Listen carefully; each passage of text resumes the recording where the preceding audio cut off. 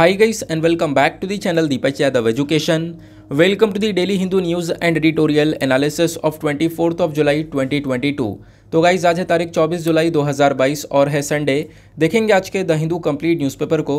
The Hindu complete newspaper को analyse करेंगे, but lecture में आगे बढ़ने से पहले अगर आप लोगों को इस लेक्चर का पीडीएफ चाहिए तो क्या करना है, सबसे पहले डाउनलोड करना है टेलीग्राम, देन उसके बाद जाके सर्च बॉक्स में टाइप करना दीपक यादव एजुकेशन।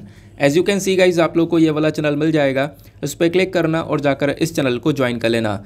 देखो अगर आप लोगों को इस तरीके से ये चैनल नहीं मिलता है तो नीचे डिस्क्रिप्शन बॉक्स में पीडीएफ लिंक के नाम से एक लिंक दिया गया है, जैसे आप उस पर क्लिक करोगे ये चैनल ऑटोमेटिकली ओपन हो जाएगा, इसको जाके ज्वाइन कर लेना।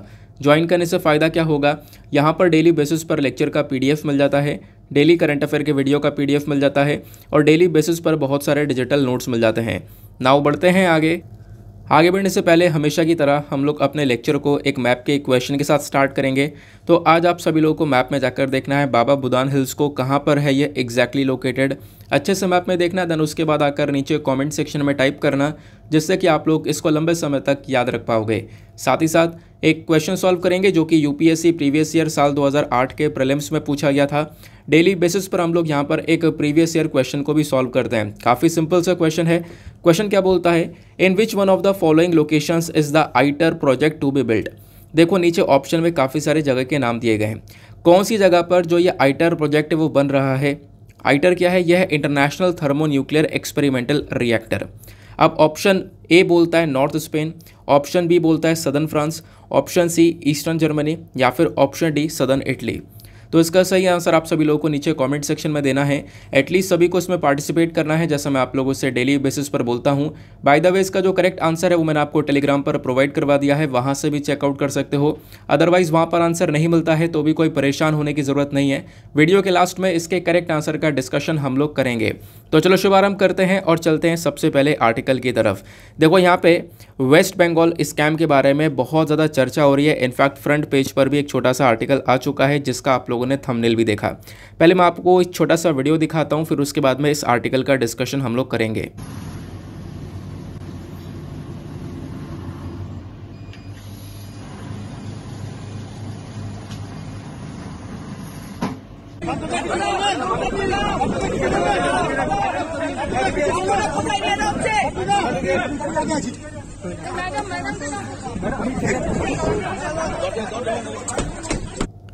अब जो आपने वे वीडियो देखा है, चलो इसको थोड़ा सा हम लोग समझते हैं। हुआ क्या है, कल बहुत ज़्यादा चर्चा हो रही थी वेस्ट बंगाल जॉब स्कैम के बारे में। ये बेसिकली टीचर रिक्रूटमेंट स्कैम आपको देखने को मिलेगा। एनफोर्समेंट डायरेक्टरेट ने क्या किया, वेस्ट बंगाल के एक मिनिस्टर हैं उसको अभी अरेस्ट किया है, जैसा आप लोग देख पा रहे होंगे ये अरेस्ट हो चुके हैं। अब अरेस्ट किस केस में किया है, अरेस्ट इसी केस में किया गया कि यहाँ पर इन्होंने टीचर रिक्रूटमेंट को लेकर एक स्कैम किया और उस स्कैम के साथ ही साथ में हम लोगों ने देखा है कि इनके आसपास के जो लोग हैं या फिर इनके जो कुछ खास लोग हैं जो एसोसिएट्स हैं, उनके पास से लगभग ईडी ने 20 करोड़ रुपए जब्त किए हैं। 20 करोड़ रुपए यहाँ पे इनके पास से निकाले हैं। जो आपने स्टार्टिंग में वीडियो देखा था ना, वो बेसिकली यहाँ पे इसी चीज़ को लेकर है। और बात यह है कि ये जो आपको पिक्चर में दिख रहे हैं ये वेस्ट बंगाल के स्टेट एजुकेशन मिनिस्टर रह चुके हैं लगभग 2014 से लेकर 2021 के बीच में। अब उसी समय यहाँ पर ये पूरा का पूरा घोटाला किया गया। अब हुआ क्या कि पूरी सर्चिंग चल रही थी, कोर्ट में मामला था, सीबीआई को ये पूरा का पूरा मुद्दा दिया गया। फिर बाद में यहाँ पर इस सीबीआई ने अब अच्छे से यहाँ पर इसको देखा। फिर बाद में आप देख पाओगे आज के टाइम पर क्या हो रहा है कि ईडी ने अरेस्ट कर रखा है और उसके बाद मेंशन ये किया गया कि ईडी पूछताछ कर रही थी इस पैसों को लेकर कि ये जो 20 करोड़ रुपए आए कहाँ से आए। इस चीज़ को लेकर लगातार पूछताछ किया गया। फ्राइडे को 24 घंटे तक लगातार पूछताछ की, लेकिन ईडी ने बोला कि इन्होंने हमारे साथ में कोऑपरेट नहीं किया, सही से बताया नहीं, हमारे सवालों के जवाब इनके पास में है नहीं, तो जिसकी वजह से ईडी ने अरेस्ट कर लिया है। तो ये पूरा का पूरा आपको स्कैम से संबंधित चीज़ें देखने को मिल जाती हैं। अच्छा, ये टीचर रिक्रूटमेंट स्कैम ये था क्या बेसिकली, देखो टीचर रिक्रूटमेंट हो रहा है मतलब कि वहाँ की सरकार में खासकर जो आगे एसएससी लिखा है ना, वो एसएससी स्टैंड करता है स्कूल सर्विस कमीशन को। तो स्कूल्स के लिए यहाँ पे टीचर्स चाहिए, तो उन टीचर्स के रिक्रूटमेंट को देखा करते थे। अब टीचर्स के रिक्रूटमेंट में एक घोटाला ये हुआ कि काफ़ी सारे लोगों के जो मार्क्स थे ना वो बहुत ज़्यादा कम थे, लेकिन उनको भी यहाँ पे अपॉइंट कर लिया गया। मतलब एक व्यक्ति है जिसके मार्क्स यहाँ पर सपोज एग्जाम्पल लेते हैं जिसके 500 हैं और एक है जिसके मार्क्स हैं 300, तो 300 वाले को भी अपॉइंट कर लिया गया है। अच्छा, ये बातें कब पता चलती हैं? ये सब कुछ 2014 में हुआ। 2016 के बाद से लगातार पिटीशंस डालनी स्टार्ट हो गई कोर्ट के अंदर, पिटीशंस जानी स्टार्ट हो गई और बोला गया कि देखो इस प्रकार से काम हो रहा है वेस्ट बंगाल के अंदर। फिर उसके बाद में यहाँ पर क्या होता है कि देखो एक बार पैनल बैठता है किस चीज़ को लेकर, टीचर्स को अपॉइंट करने के लिए, लेकिन बोला यह गया कि पैनल जो है उठ भी गया, मतलब पैनल वो ख़त्म हो चुका है, अब टीचर्स का अपॉइंटमेंट नहीं हो रहा है, लेकिन उसके बावजूद भी वहाँ पे रिक्रूटमेंट किया गया। तो बेसिकली यहाँ पर इस प्रकार से स्कैम देखने को मिले हैं, जिसके बारे में अब बहुत सारी खबरें निकल कर आ रही हैं। हालांकि जो ही मैंने आपको बताया है वो ज़्यादा चीज़ें यहाँ पे मेंशन नहीं है, लेकिन थोड़ी सी चीज़ें यहाँ पर मेंशन थी, वो मैंने आपको पूरा का पूरा बैकग्राउंड लिंक करके बता दिया है। मैंने जैसे बोला कि इनके जो एसोसिएट्स जैसे कि अर्पिता मुखर्जी इनके साथ की हैं, क्लोज रिलेटिव हैं, तो उनके पास बहुत सारे पैसे मिले। अब प्लस इस पूरे स्कैम के अंदर सिर्फ ये 2 नाम नहीं है, और भी बहुत सारे नाम निकल कर आ रहे हैं, जैसे कि यहाँ पे मेंशन किया गया है, जो कि यहाँ पर इनके साथ में है। ठीक है ना। तो ये पर्टिकुलर केस इस आर्टिकल से यहाँ पे आप लोगों को समझ में आ रहा होगा। अब करना क्या है, इस आर्टिकल के ऊपर ज़्यादा जोर देना नहीं है, क्योंकि हम लोग एग्जामिनेशन के पॉइंट ऑफ व्यू से इस आर्टिकल को थोड़ा सा कवर करेंगे। तो इसमें एक बॉडी की चर्चा हो रही है जिसका नाम है एनफोर्समेंट डायरेक्टोरेट। आपको काफ़ी बार मैंने पढ़ा रखा है, लेकिन लंबे समय हो चुका है इसको पढ़े हुए, तो आज हम लोग थोड़ा सा डिस्कस करेंगे ये आखिरकार एनफोर्समेंट डायरेक्टोरेट होता क्या है। आपके पॉलिटी के अंदर एक पूरा का पूरा ये चैप्टर दे रखा है इस चीज़ को लेकर, तो एक सेकेंड रुक जाओ। देखो यहाँ पे जो एनफोर्समेंट डायरेक्टोरेट आपको देखने को मिलता है, ये बेसिकली यहाँ पर एक इन्वेस्टिगेशन एजेंसी है जो कि डिपार्टमेंट ऑफ रेवेन्यू यानी मिनिस्ट्री ऑफ फाइनेंस के अंडर में आती है। अब फर्स्ट में 1956 की बात है, इस एनफोर्समेंट यूनिट को बनाया गया था। कौन सी तारीख को बनाया गया था? 1 में 1956 में। तो एनफोर्समेंट यूनिट को बनाया गया था, तो मतलब ये एनफोर्समेंट डायरेक्टोरेट अब क्या है? तो यही चीज़ है, बिल्कुल सेम। हुआ क्या करता था उस समय पर, इसका नाम एनफोर्समेंट यूनिट था, बट होता क्या है, इसके अगले ही साल 1957 के अंदर में क्या होता है, इस यूनिट का नाम बदल दिया जाता है, एनफोर्समेंट यूनिट से एनफोर्समेंट डायरेक्टोरेट कर दिया जाता है। अच्छा, ये जो एनफोर्समेंट डायरेक्टोरेट है ये क्या क्या देखता है? तो बेसिकली यहाँ पर 2 चीज़ों को देखने के लिए ये वर्क करता है।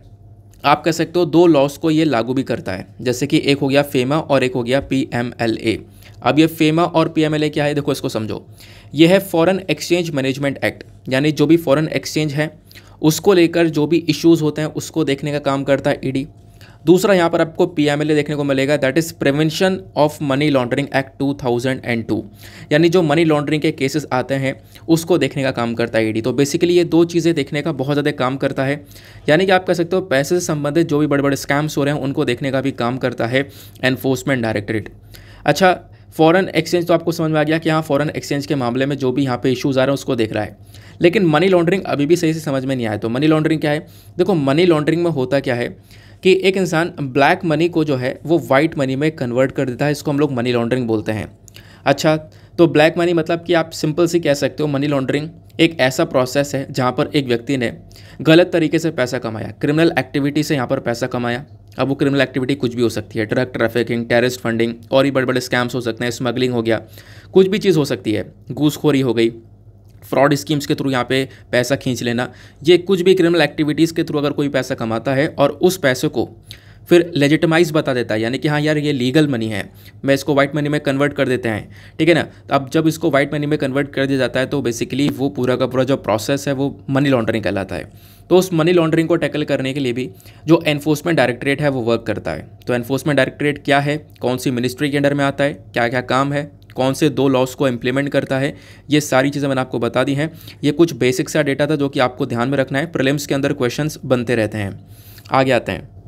अच्छा, एक चीज़ और यहाँ पे मैं क्लियर कर दूँ, जो prevention of money laundering act है 2002 वाला, ठीक है ना, इसके अंदर अमेंडमेंट भी हो चुका है, इसके अंदर कुछ चेंजेस भी हो चुके हैं। तो अब ये जो एक्ट है बेसिकली वो 2012 वाला है, जिसको हम लोग prevention of money laundering amendment act 2012 बोलते हैं। पहले ये 2002 में था, इसके अंदर संशोधन किया गया, बदलाव करे गए, देन इसके बाद इसके अंदर अमेंडमेंट किया गया, दैट इज़ वाई इसको हम लोग PMLA अमेंडमेंट एक्ट 2012 बोलते हैं, ठीक है ना। तो ये बात भी आप लोग को ध्यान में रखनी है। कुछ यहाँ पे चेंजेस किए गए थे, जैसे मैं आप लोगों को बता दूँ कि मान लो 2002 वाले एक्ट में क्या बोला गया था कि कोई भी फंसता है मनी लॉन्ड्रिंग के केस में तो उसके ऊपर जो फाइन मारा जाता था वो 5 लाख रुपए का था। लेकिन अभी यहाँ पे जब 2012 में इसके अंदर कुछ चेंजेस करे गए तो ये बोला मनी लॉन्ड्रिंग के केस में कोई भी फंसता है तो उसके ऊपर की जो ये फाइन वाली लिमिट है ना वो हटा दी गई है, कुछ भी यहाँ पर एक बड़ी से बड़ी लिमिट भी हो सकती है। तो इस प्रकार से कुछ यहाँ पर चेंजेस करे गए थे, छोटे छोटे चेंजेस हुए थे, ठीक है ना। आगे आते हैं नेक्स्ट आर्टिकल की तरफ। आगे बढ़ने से पहले यार वीडियो पे जो लाइक का बटन है उसको दबा देना, एक छोटा सा सपोर्ट मिलता है। हमारा टारगेट 5K प्लस लाइक का है। आई होप आप लोग यहाँ पर इसको आज भी अचीव करवाने वाले हो। साथ ही साथ में आप लोग मुझसे इंस्टाग्राम पे कनेक्ट हो सकते हो। इंस्टाग्राम पे जाओगे, सर्च बॉक्स में टाइप करोगे दीपक यादव एजुकेशन, ये आपको प्रोफाइल मिलेगा। यहाँ पर आप लोग मेरे साथ में पर्सनली कनेक्ट हो सकते हो। चलो आगे आते हैं। अब इस आर्टिकल के बराबर में ही एक और छोटा सा आर्टिकल आपको देखने को मिलेगा। ठीक है, अब जो आर्टिकल मैं आपके साथ में डिस्कस कर रहा हूँ ये भी बहुत ज़्यादा इंपॉर्टेंट है। आने वाले टाइम में बेसिकली इसको लेकर बहुत ज़्यादा चर्चा होने वाली है। क्या मेंशन किया जा रहा है यहाँ पे, देखो चर्चा की जा रही है एक एक्ट के बारे में। उस एक्ट के साथ साथ मैं आपके साथ में डिस्कस करूंगा जो हमारा नेशनल फ्लैग है उसके बारे में काफ़ी सारी बातें। नेशनल फ्लैग कोड यानी आप कह सकते हो कुछ रूल्स एंड रेगुलेशंस है 2002 वाले हमारे। अभी रिसेंटली क्या होता है, उस नेशनल फ्लैग कोड के अंदर कुछ चेंजेस करे जाते हैं, कुछ बदलाव करे जाते हैं। अब वो जो बदलाव हुए हैं उससे काफ़ी सारी परेशानियाँ आ सकती हैं अलग अलग जगह पर, वो यहाँ पर बताया गया। मैं आपको बताता हूँ। देखो अब की बार क्या हो रहा है, हम लोग अपना इंडिपेंडेंस डे सेलिब्रेट कर रहे हैं। अब इंडिपेंडेंस डे आने वाला है तो यहाँ पे एक यूनिट है, मैन्युफैक्चरिंग यूनिट, जो कि क्या बनाता है, हमारे फ्लैग को बनाता है, तिरंगे को बनाता है। जैसा कि आप लोग पिक्चर में देख पा रहे होंगे, ये फ्लैग मेकिंग यूनिट है। कहाँ पर है, कर्नाटका के हुबली में। और ये इंडिया का एकलौता BIS सर्टिफाइड फैसिलिटी है। BIS क्या होता है, यह है ब्यूरो ऑफ इंडियन स्टैंडर्ड। तो इसने यहाँ पर इसको सर्टिफिकेशन दे रखा है। तो ये जो पर्टिकुलर बॉडी है इसका नाम क्या है बेसिकली, तो इसका नाम आपको देखने को मिलेगा खादी ग्रामोद्योग संयुक्त संघ। तो संयुक्त संघ के नाम से आप लोग ध्यान में रख सकते हो। तो ये जो मैन्युफैक्चरिंग यूनिट है क्या करती है, नेशनल फ्लैग को बनाती है। और BIS स्टैंडर्ड यहाँ पे पूरा का पूरा ये बॉडी है। अब होता क्या है, इनफैक्ट रेड फोर्ट पर, लाल किले पर जो तिरंगा लहराया जाता है वो तिरंगा भी यहीं से आता है, इस वाली मैन्युफैक्चरिंग यूनिट से आता है। तो हर साल ये लोग क्या करते हैं, बहुत सारे तिरंगे की सप्लाई करते हैं। अब वो जो फ्लैग है बेसिकली वो खादी वाला फ्लैग होता है। कौन सा वाला, खादी वाला फ्लैग।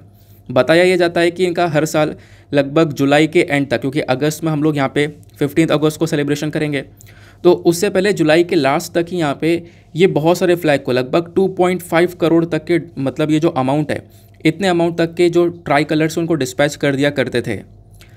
लेकिन अब की बार थोड़ी सी प्रॉब्लम्स देखने को मिल रही हैं। क्यों? क्योंकि अब की बार क्या हुआ है, जो हमारा नेशनल फ्लैग कोड है 2002 वाला, मैंने जैसे बताया इसके अंदर कुछ बदलाव कर दिए गए। अब बदलाव क्या कर दिए गए मैं आपको समझाता हूँ। अभी तक क्या हो रहा था, जो ये तिरंगे हैं इसको बनाया जा रहा था और जो हाथ से बुनाई वाले हो गए, खादी वाले हो गए, इन्हीं को हम लोग यूज़ कर रहे थे। बट जो अब की बार चेंज हुआ है ना छोटा सा, इस चेंज के अंदर क्या बोला गया कि अब से क्या होगा, जो पॉलिस्टर वाले फ्लैग्स हैं बेसिकली वो भी हम लोग इंपोर्ट करेंगे। यानी बाहर से पॉलिस्टर वाले फ्लैग्स को भी इंपोर्ट किया जाएगा। तो ये एक कहीं ना कहीं कंसर्न बन रहा है।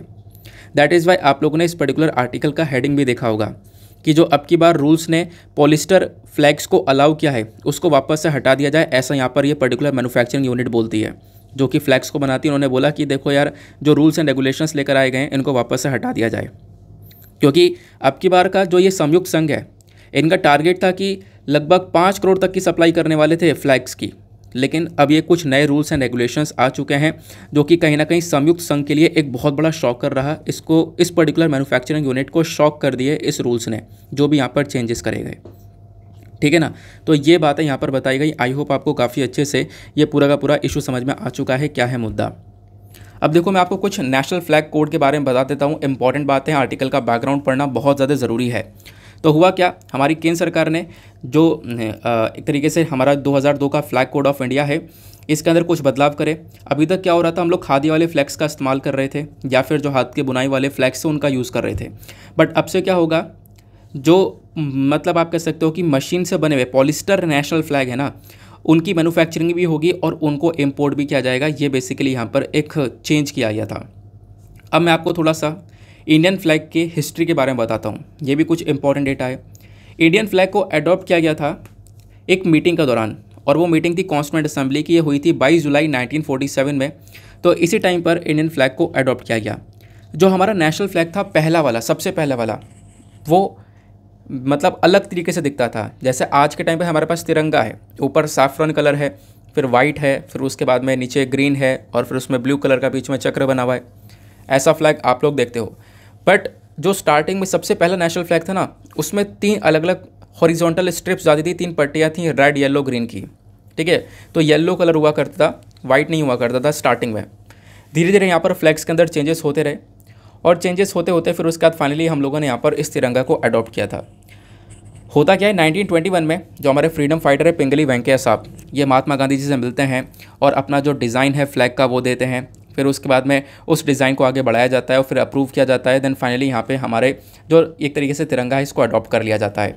तो मतलब सिंपल सी एक बात है कि हमारे नेशनल फ्लैग ऑफ इंडिया को किसने डिज़ाइन किया है, तो ये बात आपको रट कर चलनी है, बहुत इंपॉर्टेंट है। वो है पिंगली वेंकैया साहब ने यहाँ पर इसको डिज़ाइन किया है। क्लियर हो गया। अब जो 2002 का ये फ्लैग कोड है ये क्या बोलता है इसको थोड़ा समझते हैं। 2002 के अंदर जो इंडिया के अंदर ये हमारे ट्राई कलर को लेकर, तिरंगे को लेकर कुछ रूल्स एंड रेगुलेशंस आए थे, वो क्या बोलते हैं, वो बेसिकली हमारे फ्लैग को एक प्रोटेक्शन देने की बात करते हैं और हमारे फ्लैग के साथ कुछ गलत ना हो, उसको डिसरिस्पेक्ट ना किया जाए, ये सारी बातें इस पर्टिकुलर रूल्स एंड रेगुलेशंस के अंदर लिखी हुई हैं। जो ये फ्लैग कोड है 2002 का, इसको बेसिकली 3 अलग अलग भागों में बांटा गया है। सबसे पहला देखोगे यहाँ पे ट्राई कलर को लेकर कुछ डिस्क्रिप्शंस दिए गए हैं, कुछ बातें बताई गई हैं, साथ ही साथ में रूल्स बताए गए कि भाई जो ये फ्लैग है उसको कैसे डिस्प्ले किया जाएगा प्राइवेट बॉडीज़ में या फिर एजुकेशन इंस्टीट्यूशंस के अंदर। फिर तीसरे हिस्से में यहाँ पर बताया गया कि जो हमारे गवर्नमेंट बॉडीज़ हैं वो कैसे इस फ्लैग का इस्तेमाल करेंगी। तो मतलब प्राइवेट बॉडीज़ के लिए, गवर्नमेंट बॉडीज़ के लिए, सभी के लिए इस फ्लैग को लेकर रूल्स एंड रेगुलेशंस को लेकर आया गया कि आप किस प्रकार से डिस्प्ले करोगे। कोई भी गलत तरीके से डिस्प्ले नहीं होना चाहिए। अब मैंने आपको बता दिया क्या बदलाव हुआ था। अभी तक क्या हो रहा था, हम लोग कौन से फ्लैग ले रहे थे, हाथ की बुनाई वाले, ठीक है, या फिर वूल से बने हुए, कॉटन से बने हुए, सिल्क, खादी से बने हुए। बट अब यहाँ पे चेंजेस कर दिए गए। अब यहाँ पे जो पॉलिस्टर वाले फ्लैग्स हैं उसको भी यहाँ पे इम्पोर्ट किया जा रहा है और बनाया जाएगा मशीनों से। क्लियर हो गया। आगे आते हैं। देखो अभी तक क्या हो रहा था, यानी हमारे पास पहले भी कुछ रूल्स एंड रेगुलेशंस थे नेशनल फ्लैग को लेकर। नेशनल फ्लैग को पहले बेसिकली यहाँ पे कौन से रूल्स के अंदर देखा जा रहा था, वो था the emblem and names prevention of improper use act 1950। अब आपको ध्यान रखना है एक बात, अभी रिसेंटली एम्बलम जो हमारा नेशनल एम्बलम है वो काफ़ी चर्चा में था, काफ़ी कंट्रोवर्सी में आया। उस एम्बलम का कोई भी गलत इस्तेमाल ना हो, ठीक है ना, उस एम्बलम का कोई भी इम्प्रॉपर यूज़ ना हो, वो सारी बातें आज के टाइम पर इस एक्ट के अंदर बताई गई हैं, जो कि emblem and names prevention of improper use act है। यानी इम्प्रॉपर यूज़ को रोकने का वर्क करता है, गलत तरीके से एम्बलम का यूज़ ना हो। उसी प्रकार से यहाँ पर एक और एक्ट है, वो है the prevention of insults to national honour act. कौन सा? The prevention of insult to national honour act 1971। अब जो ये पर्टिकुलर एक्ट है ये हमारे नेशनल फ्लैग हो गया, नेशनल एंथम हो गया, उनके गलत यूज़ होने को रोकता है। ठीक है ना, अगर कोई नेशनल फ्लैग की इंसल्ट करता है तो बेसिकली यहाँ पे उसको रोका जाएगा इस पर्टिकुलर एक्ट से। कोई भी व्यक्ति हमारे नेशनल सिंबल की, नेशनल फ्लैग की, कॉन्स्टिट्यूशन की, नेशनल एंथम की या फिर भारत के नक्शे की बेइज्जती नहीं कर सकता, डिसरिस्पेक्ट नहीं कर सकता। अगर कोई इंसल्ट करेगा तो उसके खिलाफ यहाँ पर स्टेप उठाए जाएंगे। इनफैक्ट ये जो prevention of insult of national honour act 1971 है, इसका सेक्शन 2 क्या बोलता है? इसका सेक्शन 2 ये बोलता है कि कोई भी व्यक्ति अगर पब्लिक प्लेस के अंदर हमारे नेशनल फ्लैग को, कॉन्स्टिट्यूशन को या किसी भी चीज़ को बर्न करता है, जलाता है, ठीक है ना, या फिर डिस्ट्रॉय करता है या फिर कुछ इस प्रकार से हरकतें करता है, तो कहीं ना कहीं यहाँ पर यह पनिशेबल ऑफेंस है, पनिशमेंट दिया जाएगा और साथ ही साथ में यहाँ पर सज़ा भी होगी। ये तो 3 साल की सज़ा हो सकती है या फिर फ़ाइन हो सकता है या फिर दोनों ही यहाँ पे हो सकता है, सज़ा और फाइन दोनों एक साथ। ठीक है ना, तो ये नेशनल फ्लैग को लेकर कोड्स देखने को मिलते हैं जो कि मैंने भी आप लोगों को बता दिए हैं। आई होप आपको एक क्लैरिटी मिल चुकी होगी। नाउ अब हम लोग चलते हैं सबसे पहले एक इम्पॉर्टेंट चीज़ के ऊपर। वो इम्पॉर्टेंट चीज़ क्या यार? एथिक्स के लिए मैं आज एक कोड लेकर आया था।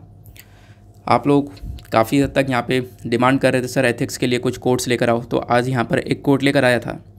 काफ़ी सारे कलेक्शन मेरे पास में रखा हुआ है। मैंने अपनी प्रिपरेशन के दौरान 1500 से लगभग 1800 के आसपास, 1800 के आसपास में यहाँ पे मेरे पास बहुत सारे कोड्स रखे हुए हैं। अलग अलग यहाँ पे ऑथर्स के कोड्स मेंशन हैं, तो वो पूरा का पूरा कलेक्शन है। तो मैंने सोचा चलो या फिर शेयर करते हैं पूरा कलेक्शन। जो आज का कोड देखने को मिलता है थोड़ा इंटरेस्टिंग सा है। यहाँ पर किन्होंने लिखा है, ये है वुड्रो विल्सन। क्या नाम है? Woodrow Wilson. यहाँ पर इनका कोट है। ध्यान रखना, एथिक्स के लिए इंपॉर्टेंट है। एथिक्स के अंदर एक सबसे मेन चीज़ क्या है कि आप लोगों को बहुत सारे कोट्स जो हैं वो लिखने होते हैं। ठीक है ना। अब ये वाला जो पर्टिकुलर कोट है इसको आप लोग एथिक्स और पॉलिटी दोनों में ही रिलेट कर पाओगे। जीएस पेपर नंबर 4 और जीएस पेपर नंबर 2 दोनों के अंदर। अब कोट क्या बोलता है? There is no higher religion than human service, to work for the common good is the greatest greed. देखो यहाँ पे बोला गया एक ह्यूमन सर्विस से बड़ा कोई भी रिलीजन आपको देखने को मिलेगा नहीं। जो ह्यूमन सर्विस यानी कि ह्यूमन का वेलफेयर है, मानव का कल्याण है, उससे बड़ा यहाँ पर आप देख पाओगे कोई भी रिलीजन नहीं है। तो ह्यूमन सर्विस के लिए वर्क करना चाहिए, ऐसा यहाँ पर मेंशन किया जाता है। अच्छा, अगर हम लोग इसको थोड़ा सा और डिटेल से देखने की कोशिश करें कि एग्जैक्टली अगर और डिटेलिंग्स में चलें तो इसका मतलब क्या निकल कर आएगा, तो देखो यहाँ पर एक चीज़ निकल कर आती है कि मान लो किसी की लाइफ है, जो हमारी लाइफ है, उस लाइफ का पर्पज़ क्या है। हमारी लाइफ का पर्पज़ है कि हम लोग क्या कर सकें, दूसरे के प्रति सर्विस दे सकें। Love, care, compassion, kindness, empathy, sympathy, ये सारी चीज़ें यहाँ पर कुछ इंपॉर्टेंट वैल्यूज़ यहाँ पर देखने को मिलती हैं। देखो बहुत सारे सोशल वर्कर्स आपको देखने को मिलते हैं जो कि अपने वर्क के प्रति कमिटेड हैं कि हाँ मुझे काम करना है।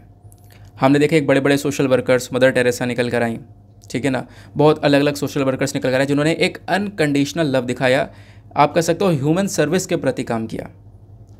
और फिर उसके बाद में मतलब हम बहुत सारे जो NGOs वगैरह वो बनाए गए, NGOs ज्वाइन करे गए, वो सब यहाँ पर सोशल वर्क के लिए काम कर रहे हैं, सोसाइटी के लिए काम कर रहे हैं, लोगों के लिए काम कर रहे हैं, ह्यूमन सर्विस दे रहे हैं, ह्यूमन वेलफेयर के लिए, मानव के कल्याण के लिए काम कर रहे हैं। तो यहाँ पे वुडरो विल्सन बोलते हैं there is no higher religion than human service, ठीक है ना। तो अगर आप लोग यहाँ पे इस चीज़ के लिए काम कर रहे हो तो वो एक ग्रेटेस्ट क्रीड है, वो बिल्कुल यहाँ पे एक सबसे बड़ा पाथ, वो सबसे बड़ा रास्ता आपको देखने को मिलेगा, ठीक है ना। आई होप आपको समझ में आ चुका है। देखो इसको यूज़ किया जा सकता है क्योंकि करेंट टाइम पे ना रिलीजन को लेकर बहुत सारी चीज़ें देखने को मिलती हैं, रिलीजन को लेकर बहुत सारी मतलब इंसिडेंसेस लगातार देखने को मिल रहे हैं और बहुत सारे यहाँ पर इश्यूज़ देखने को मिल रहे हैं। तो उस बेसिस पर यहाँ पे आप लोग इस पर्टिकुलर कोड को इस्तेमाल कर सकते हो। अगर मज़ा आ चुका है तो वीडियो पर लाइक का बटन उसको दबाना, बाकी आप लोग बताना क्या रेगुलर बेसिस पर लेकर आया जाए या एक एक दिन छोड़कर यहाँ पे इन कोड्स को लेकर आ जाए। आप लोग अपनी राय नीचे कमेंट सेक्शन में दे सकते हो। रेगुलर बेसिस पर लेकर आएँ तो भी हम लोग रेगुलर बेसिस पर पूरे साल 2 साल तक कनेक्ट कर, इतने कोड रखे हुए हैं कि यहाँ पे 3-4 साल तक आराम से रोज़ाना लेकर आ सकते हैं, या फिर एक दिन छोड़ कर लेकर आएँ तो भी आप लोग नीचे कमेंट सेक्शन मुझे बता सकते हो। ना यहाँ पर एक और छोटा सा आर्टिकल आता है जो कि काफ़ी ज़्यादा इम्पॉर्टेंट है। क्या मेंशन किया गया, केरला के कुछ रिसर्चर्स हैं जिन्होंने डिटेक्ट किया है जैक फ्रूट, जिसको बहुत सारी जगह पर कटहल भी बोला जाता है, अलग अलग जगह पर जैक फ्रूट अलग अलग नाम से जाना जाता है। अच्छा, आप यहाँ इसको जैक फ्रूट को किसके नाम से बुलाते हैं नीचे कमेंट सेक्शन बता सकते हो। तो केरला के जो रिसर्चर्स हैं उन्होंने यहाँ पर इस जैक फ्रूट के अंदर कुछ फंगल डिजीज़ को डिटेक्ट किया है, यानी कुछ इस प्रकार से यहाँ पर ये फंगल डिजीज़ देखने को मिली है इस जैक फ्रूट के अंदर। तो आप कहोगे होता क्या है, ये तो कोई नई बात है, सब्जियों के अंदर तो हो ही जाता है ये सब फंगल डिजीज़ वगैरह, ठीक है। लेकिन यहाँ पर आर्टिकल में मेंशन किया जाता है कि जो ये जैक फ्रूट है इसके अंदर नहीं हुआ करता था, जैक फ्रूट के अंदर इस प्रकार की डिजीज़ नहीं निकलती थी। और जैक फ्रूट बेसिकली यहाँ पर उस कैटेगरी में आता है जिसको फ्री ऑफ डिजीज़ माना जाता था। बट अब यहाँ पर चीज़ बदल चुकी है। जो भी रिसर्चर्स हैं हमारे integrated farming system for research station के, उन्होंने यहाँ पर बताया है कि देखो अब एक नया फंगल पाया गया है, एक नई फंगल डिजीज़ पाई गई है जैक फ्रूट के अंदर, जो कि अपने आप में थोड़ी सी खतरनाक देखने को मिलेगी। अब ये फंगल पैथोजन है जिसका नाम है एथिलिया रोल्फसी, नाम ध्यान रखना एथिल्फिया रोल्फसी। तो क्वेश्चन बन सकता है ये है कि आखिरकार कोई जानवर है, क्या है, डिजीज़ है, जैसे मैचिंग में क्वेश्चन बन जाते हैं वैसे क्वेश्चन बन सकता है। तो एथिलिया रोल्फसी बेसिकली ध्यान रखना एक फंगल डिजीज़ है, बस खाली इसको नोट्स में एक लाइन के अंदर लिख लो, एथिल्फिया रोल्फसी इज इक्वल्स टू यहाँ पे फंगल डिजीज़, बस खाली इतना लिख लेना। तो कहीं ना कहीं जो डिजीज़ है ये हमारे फसलों के लिए बहुत ज़्यादा खतरनाक है।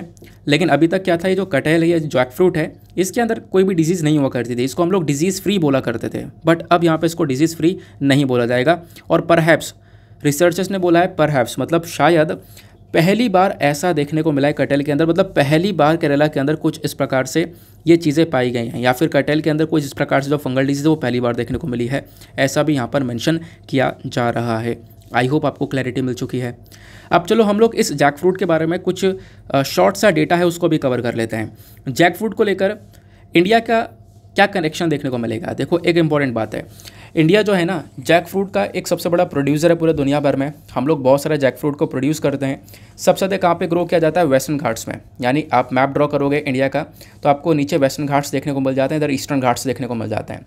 वेस्टर्न घाट्स वही बेसिकली केरला जहाँ पे आपको देखने को मिलता है, ठीक है ना। तो केरला के अंदर सबसे ज़्यादा आपको देखने को मिलेगा जैक फ्रूट की ग्रोथ होती है, और आर्टिकल भी केरला से ही संबंधित देखने को मिल रहा है। तो वेस्टर्न घाट्स हो गए, साउदर्न वाले रीजन में देखने को मिलेगा, और फिर कुछ नॉर्थ और ईस्ट वाले एरियाज़ भी आपको देखने को मिलेंगे जहाँ पे जैक फ्रूट को ग्रो किया जाता है। प्लस इसको हम लोग वेजिटेबल की तरह खाते हैं, सब्जी मानते हैं, ठीक है। थोड़ा सा पक जाता है और कुछ ज़्यादा पक जाता है तो फिर इसको यहाँ पे एक फ्रूट की तरह भी खा लेते हैं, यानी ऐसी कच्चा ही फोड़ा और उसके बाद ऐसे ही खा लिया। जब ये कुछ ज़्यादा पक जाता है तो, है ना, तो जैक फ्रूट की बात ये हो गई। देन उसके बाद में जैक फ्रूट जो है एक स्टेट फ्रूट है हमारे इंडियन स्टेट का। दो राज्य हैं, केरला और तमिलनाडु। केरला और तमिलनाडु का स्टेट फ्रूट है ये जैक फ्रूट, तो ऐसे भी ध्यान रख सकते हो, काफ़ी ज़्यादा ग्रो यहाँ पे किया भी जाता है। उसके बाद में यहाँ पे आप कह सकते हो इसमें जब इसकी हम लोग ग्रोथ करते हैं तो इसमें hundreds of thousands of individual flowers वगैरह भी निकलते हैं, वो सारी बातें बताई जाती हैं। अब एक बहुत इंपॉर्टेंट पॉइंट जिसको आप लोग एक लाइन में लिख सकते हो, जैक फ्रूट का साइंटिफिक नेम क्या है? तो साइंटिफिक नेम है आर्टोकार्पस हेटेरोफाइलस। अब कहाँ कहाँ पे पाया जाता है और अलग अलग नामों से, जैसे कि हिंदी में इसको हम लोग कटहल बोलते हैं, मराठी में फानस के नाम से जाना जाता है, गुजरात में यहाँ पर अलग नाम से, तेलुगु में अलग नाम से, तो अलग अलग नाम से यहाँ पे जैक फ्रूट देखने को मिल रहा है। हर जगह पर अलग अलग नाम से पुकारा जाता है। अगर हम लोग दुनिया में जो मेजर प्रोड्यूसर्स हैं, यानी कौन कौन सबसे ज़्यादा प्रोडक्शन करते हैं जैक फ्रूट के, उसको देखें तो इंडिया, थाईलैंड, इंडोनेशिया, नेपाल, ये 4 देश देखने को मिलेंगे सबसे ज़्यादा प्रोडक्शन करने वाले। भारत के अंदर कौन कौन से राज्य हैं जो कि जैक फ्रूट को सबसे ज़्यादा प्रोड्यूस करते हैं? तो उसमें है केरला, तमिलनाडु, वेस्ट बंगाल, बिहार, उत्तर प्रदेश, ओडिशा और उसके बाद असम, केरला। केरला जो है एक सबसे बड़ा प्रोड्यूसर है, उसके अलावा ये सारे स्टेट्स आपको देखने को मिल जाते हैं, ठीक है ना। तो जैक फ्रूट को लेकर ये आपके पास में डेटा आ चुका है। अगले आर्टिकल पर आते हैं। देखो इसी के नीचे एक छोटा सा आर्टिकल दिया गया है, ये एथिक्स के अंदर एज अ एग्जाम्पल यूज़ किया जा सकता है, क्योंकि एथिक्स की खास बात यह है कि आपको लाइव एग्जाम्पल्स कोट करने होते हैं। तो यहाँ पे आप देख पाओगे किस प्रकार से कुछ इलीगल एक्टिविटीज़ की गई हैं। क्या एक्टिविटीज़ की गई हैं? आपने पुष्पा पिक्चर के बारे में सुना होगा, ठीक है। तो इस आर्टिकल में क्या बोला जा रहा है? आर्टिकल में यहाँ पे बोला गया जा रहा है कि पुष्पा पिक्चर के बेसिस पर काफ़ी सारे सामान बेचे गए। आप देख पाओगे ये एक पैकेट नज़र आ रहा है, इसकी ना कोई ब्रांड है ना कुछ है, ना इसके ऊपर कुछ डेट लिखा है, कुछ भी नहीं लिखा, लेकिन पुष्पा नाम से उन्होंने ये पैकेट बनाया, बच्चों के लिए यहाँ पर कुछ बना दिया होगा, ठीक है ना, एक स्नैक बना दिया है और इस पैकेट के ऊपर पुष्पा लिख दिया और फिर यहाँ पर ये बच्चों को बेचना स्टार्ट किया गया। कहाँ की बात की जा रही है? ये बात की जा रही है आंध्र प्रदेश की। आंध्र प्रदेश के जो डिस्ट्रिक्ट है चित्तूर और अनामया डिस्ट्रिक्ट, वहाँ की एग्जैक्टली बात की जा रही है। तो हुआ क्या कि पुष्पा पिक्चर के नाम पे ये ना कोई ब्रांड है, ना कुछ है, ना डेट लगी है, कुछ भी नहीं लिखा है। बच्चों को टारगेट किया गया और ये पैकेट्स बच्चों को काफ़ी हद तक बेचे गए हैं। और इनफैक्ट आप कह सकते हो स्कूल्स के बाहर बेचे गए, छोटे छोटे यहाँ पर ठेके लगा दिए, वहाँ पे बेचे गए। अब पता है क्या डील रखी इन्होंने? बेचते में यहाँ पे इन्होंने ये बोला, जैसे पहले आपके साथ भी हुआ होगा कई बार, इन्होंने बोला अगर कोई 100 पैकेट कलेक्ट कर लेता है तो उसको यहाँ पे पुष्पा के पिक्चर जो हीरो है अल्लू अर्जुन, उससे मिलाया जाएगा। और अगर कोई 500 पैकेट कलेक्ट कर लेता है, देख पाओगे कलेक्शन ऑफ 500 रैपर्स, ये क्या करेगा? ये पुष्पा का जो दूसरा पार्ट है उसके अंदर रोल देगा उस व्यक्ति को जो 500 पैकेट यहाँ पे अपने पास में कलेक्ट कर लेता है। ये देखो सेल कैसे बढ़ाई जा रही है, मतलब एक गलत तरीका, यहाँ पे बहुत ज़्यादा गलत तरीका, एक झूठ जो है वो यहाँ पे काफ़ी बड़ा बोला जा रहा है। तो हुआ क्या, ये बात काफ़ी सारे लोगों को पता चली और उन्होंने यहाँ पर इसके बारे में कंप्लेंट भी करी है और बताया भी जा रहा है कि देखो जो व्यक्ति ये काम कर रहा था, जिसने मैन्युफैक्चरिंग वगैरह करी है, उसके अगेंस्ट में यहाँ पे जो क्रिमिनल एक्शन है वो भी यहाँ पर जल्द ही लिया जाएगा, ठीक है ना। तो ये बेसिकली एथिक्स के अंदर एक एग्जांपल कोड किया जा सकता है फ्रॉड में या फिर इलीगल एक्टिविटीज़ के अंदर में, तो आप लोग इसको आराम से कोड कर सकते हो। नाउ आगे आते हैं अगले आर्टिकल पर। नाउ आते हैं नेक्स्ट इंपॉर्टेंट आर्टिकल की तरफ। एक छोटा सा आर्टिकल है लेकिन ये भी काफ़ी ज़्यादा इंपॉर्टेंट है, इसको भी डिटेल से डिस्कस करेंगे। देखो यहाँ पे क्या बोला जा रहा है, जो DGC है ये क्या है? Directorate general of civil aviation, यानी जितनी भी हमारी एयरलाइंस होती हैं उन एयरलाइंस को रेगुलेट करने का काम करता है DGC है, ठीक है। जितनी भी एयरलाइंस कंपनियां आपको देखने को मिलती हैं, एरोप्लेन जो यहाँ पर कंपनियां हैं, वो बेसिकली यहाँ पर रेगुलेट की जाती हैं DGCA के थ्रू। DGCA रिसेंटली चर्चा में था, मैंने आपको काफ़ी सारी बातें बताई हैं। आप लोगों से एक सिंपल सा क्वेश्चन बनता है, DGCA कौन सी मिनिस्ट्री के अंडर में आता है? नीचे कमेंट सेक्शन में उस मिनिस्ट्री का नाम लिखो। अब हुआ क्या, DGCA ने रिसेंटली कुछ रूल्स एंड रेगुलेशंस यहाँ पे लेकर आया। वो रूल्स एंड रेगुलेशंस क्या थे? वो थे बेसिकली किसके लिए? वो थे डिसेबल पर्सनस के लिए, जो डिसेबल पर्सनस हैं। तो यहाँ पे DGCA ने ये बोला कि जो भी डिसेबल लोग हैं, अगर यहाँ पे उनको एक तरीके से फ्लाई करना है प्लेन के अंदर, तो उससे पहले डॉक्टर के साथ में एक बातचीत वगैरह की जाएगी ताकि देखा जाए कि वो व्यक्ति यहाँ पे परफेक्टली फिट है फ्लाई होने के लिए या नहीं। लेकिन यही बात यहाँ पे जो डिसेबल लोग हैं उन्होंने बेसिकली बोला कि देखो ये कहीं ना कहीं ये इंसल्ट की जा रही है हमारी इंजरी की, और ये इल हेल्थ की, डिसेबिलिटी की यहाँ पर इंजरी की जा रही है। ये बहुत ही ज़्यादा गलत रूल्स एंड रेगुलेशंस लेकर आए हो। लेकिन यहाँ पे जो ये रेगुलेटर हैं यानी DGCA है, इसका कहना यह है कि देखो बहुत सारे जो पर्सन्स हैं वो डिसेबल हैं, हम उनको मना नहीं कर रहे हैं बिल्कुल भी ट्रैवल करने के लिए, वो ट्रैवल कर सकते हैं। बट हम लोग ये चाहते हैं कि फ़्लाइट में, मतलब ड्यूरिंग फ़्लाइट, जब वो फ़्लाइट चल रही हो तो कोई परेशानी ना आए। तो इससे पहले हम लोग यही बोल रहे हैं कि आप डॉक्टर का एक ओपिनियन ले लो, और डॉक्टर का ओपिनियन ले लो जिससे पता चल जाएगा, डॉक्टर बता देगा कि आप फिट हो फ्लाई करने के लिए या नहीं। फिट हो तो अच्छी बात है, आपके लिए भी अच्छा है, हमारे लिए भी अच्छा है। और फिट नहीं हो तो ऑब्वियस सी बात है, यहाँ पर कोई दूसरा साधन आपको देखना है। तो वो चीज़ें यहाँ पर बताई गई हैं। तो DGCA के यहाँ पर रूल्स एंड रेगुलेशंस को बेसिकली क्रिटिसाइज़ किया गया है और मेंशन किया गया कि कहीं ना कहीं जो डिसेबल पर्सन है उनकी इंजरी की इंसल्ट की जा रही है। तो आई होप आपको यहाँ पर ये समझ में आ चुका है। It is an insult to such air travellers, ठीक है ना। तो ये छोटा सा आर्टिकल था। अब इस आर्टिकल में से कुछ इंपॉर्टेंट हो सकता है क्या, आने वाले टाइम पर कुछ पॉइंट ऑफ व्यूज़ लिखे जा सकते हैं, वो डिस्कस कर लिए जाएंगे। लेकिन उससे पहले आपको जानना यहाँ पर यह है कि जो डिसेबल पर्सनस हैं या डिसेबिलिटी का जो डेटा है इंडिया के अंदर, वो कहाँ पर स्टैंड करता है। ये बहुत इंपॉर्टेंट पॉइंट है, क्योंकि डिसेबिलिटी को लेकर बहुत सारे आर्टिकल्स रिसेंट डेज़ में पब्लिश हुए हैं। वहाँ से एक डेटा निकाला था मैंने, और वही डेटा आपके साथ में मैं पहले भी शेयर कर चुका हूँ, अब फिर से शेयर कर रहा हूँ। क्या मेंशन किया है, पर्सन विद डिसेबिलिटीज़ को लेकर अगर हम लोग चर्चा करें तो क्या है यहाँ पे एक डिसेबल पर्सन, बेसिकली एक डेफिनेशन अगर हम लोग प्रॉपरली बात करें तो डिसेबल पर्सन वो पर्सन है जिसको हम लोग बोलते हैं दिव्यांगजन, या फिर वो सक्षम नहीं है कोई एक्टिविटी को परफॉर्म करने के लिए, ठीक है ना। उनके अंदर जो एबिलिटी है वो उस प्रकार से देखने को मिलती नहीं है। कहीं ना कहीं यहाँ पे वो काम के अंदर रुकावटें बहुत सारी देखने को मिलती हैं उनको। जो दिव्यांगजन होते हैं बेसिकली उनको हम लोग डिसेबल बोलते हैं। अब जो डिसेबिलिटी है ये एक सबसे इंपॉर्टेंट पब्लिक हेल्थ प्रॉब्लम मानी गई है डेवलपिंग कंट्रीज़ के अंदर, जैसे इंडिया है, इंडिया के अंदर भी सबसे बड़ी प्रॉब्लम है ये। अब होता क्या है, इसी के लिए हम लोग 3 दिसंबर को international day of person with disability को ऑब्जर्व करते हैं। यानी जो डिसेबल पर्सनस हैं उनके प्रति यहाँ पर एक अवेयरनेस, एक जागरूकता फैलाई जाए, इसको लेकर यहाँ पे एक दिन को ऑब्जर्व भी किया जाता है 3 दिसंबर को। फिर इंडिया के अंदर बताया गया है लगभग 2.2 जो इंडिया की पॉपुलेशन है, 2.2% जो इंडिया की जनसंख्या है वो कहीं ना कहीं अलग अलग प्रकार की डिसेबिलिटी के साथ में सफ़र कर रहे हैं। कोई फिजिकल डिसेबिलिटी है, मेंटल डिसेबिलिटी है, डिसेबिलिटी भी अलग अलग प्रकार की है, फिजिकल, मेंटल और भी प्रकार की डिसेबिलिटी देखने को मिलती है। तो इंडिया के अंदर जितनी जनसंख्या है उसकी 2.2% लोग सफ़र कर रहे हैं इस डिसेबिलिटी से। ऐसा यहाँ पर खुद नेशनल स्टैटिस्टिक्स के ऑफिशियल रिपोर्ट ने बताया है। अब देखो यहाँ पे एक चीज़ और बदली गई, जो डिसेबल पर्सनस हैं वो बहुत सारे इश्यूज़ कंट्री के अंदर फेस कर रहे हैं, बहुत सारी प्रॉब्लम फेस कर रहे हैं। जैसे सबसे बड़ी प्रॉब्लम है डिस्क्रिमिनेशन, उनके प्रति लगातार भेदभाव हो रहा है एजुकेशन में, एम्प्लॉयमेंट में, हेल्थ केयर में और बाकी सारी दूसरे अपॉर्चुनिटीज़ के अंदर यहाँ पे वो लोग पीछे रह जा रहे हैं। तो भेदभाव काफ़ी ज़्यादा देखने को मिल रहा है। प्लस यहाँ पे जो डिसेबल वेमेंस है, गर्ल्स हैं, वो बहुत ज़्यादा हायर रिस्क पर हैं। उनके साथ में यहाँ पर बहुत सारी प्रॉब्लम्स देखने को मिली हैं, ठीक है ना। जेंडर बेस्ड वायलेंस है, सेक्सुअल वायलेंस है, ये सारी प्रॉब्लम्स यहाँ पर उन्होंने एक्सपीरियंस करी हैं। तो पहली प्रॉब्लम तो डिसेबल पर्सनस को ये देखने को मिल रही है। दूसरी प्रॉब्लम है हेल्थ प्रॉब्लम। जो लार्ज नंबर ऑफ डिसेबिलिटीज़ आपको जो देखने को मिलती है, यानी कि जो बहुत सारे डिसेबल पर्सन है इंडिया के अंदर, 2.2% जनसंख्या डिसेबल है, तो वो बेसिकली डिसेबिलिटी कहीं ना कहीं प्रिवेंटेबल है, उसको ठीक किया जा सकता है। लेकिन दिक्कत यह है हम लोग ठीक नहीं कर पा रहे हैं, ठीक है ना। एक इन्वेस्टमेंट, एक खर्चा आएगा, उसको ठीक किया जा सकता है। और सबसे ज़्यादा डिसेबिलिटी आपको देखने को मिलेगी यहाँ पे मैटरनल कंडीशन के बेसिस पर, माल न्यूट्रिशन के बेसिस पर, यानी कि कुपोषण हो गया है, या फिर एक्सीडेंट और इंजरीज़ की वजह से भी यहाँ पर डिसेबिलिटी देखने को मिल जाती है। लेकिन इसी पर्टिकुलर चीज़ के रिगार्डिंग ना इतनी जागरूकता है नहीं, यहाँ पे लोगों की केयर नहीं की जा रही है, उसके अंदर एक काफ़ी बड़ी कमी है। मेडिकल फैसिलिटीज़ के अंदर ना एक बहुत बड़ी कमी देखने को मिलती है। तो यही यहाँ पे बोला गया कि हम लोग को ज़रूरत है रिहैबिलिटेशन सर्विसेज की, रिहैबिलिटेशन सेंटर की, हेल्थ सेंटर की, जो कि इनके लिए काम कर सकें। उन सब चीज़ की काफ़ी बड़ी कमी देखने को मिल रही है। इसी वजह से डिसेबल पर्सन ये एक सबसे बड़ी प्रॉब्लम फेस कर रहे हैं। फिर उसके बाद एक और बड़ी प्रॉब्लम है, वो है एजुकेशन। अब डिसेबल पर्सनस के लिए यहाँ पर एक स्पेशल स्कूल यहाँ पे होना चाहिए था, स्पेशल ट्रेन टीचर्स होने चाहिए थे, एजुकेशन मटेरियल्स होना चाहिए था, बट यहाँ पर इन सभी चीज़ों की काफ़ी बड़ी कमी है।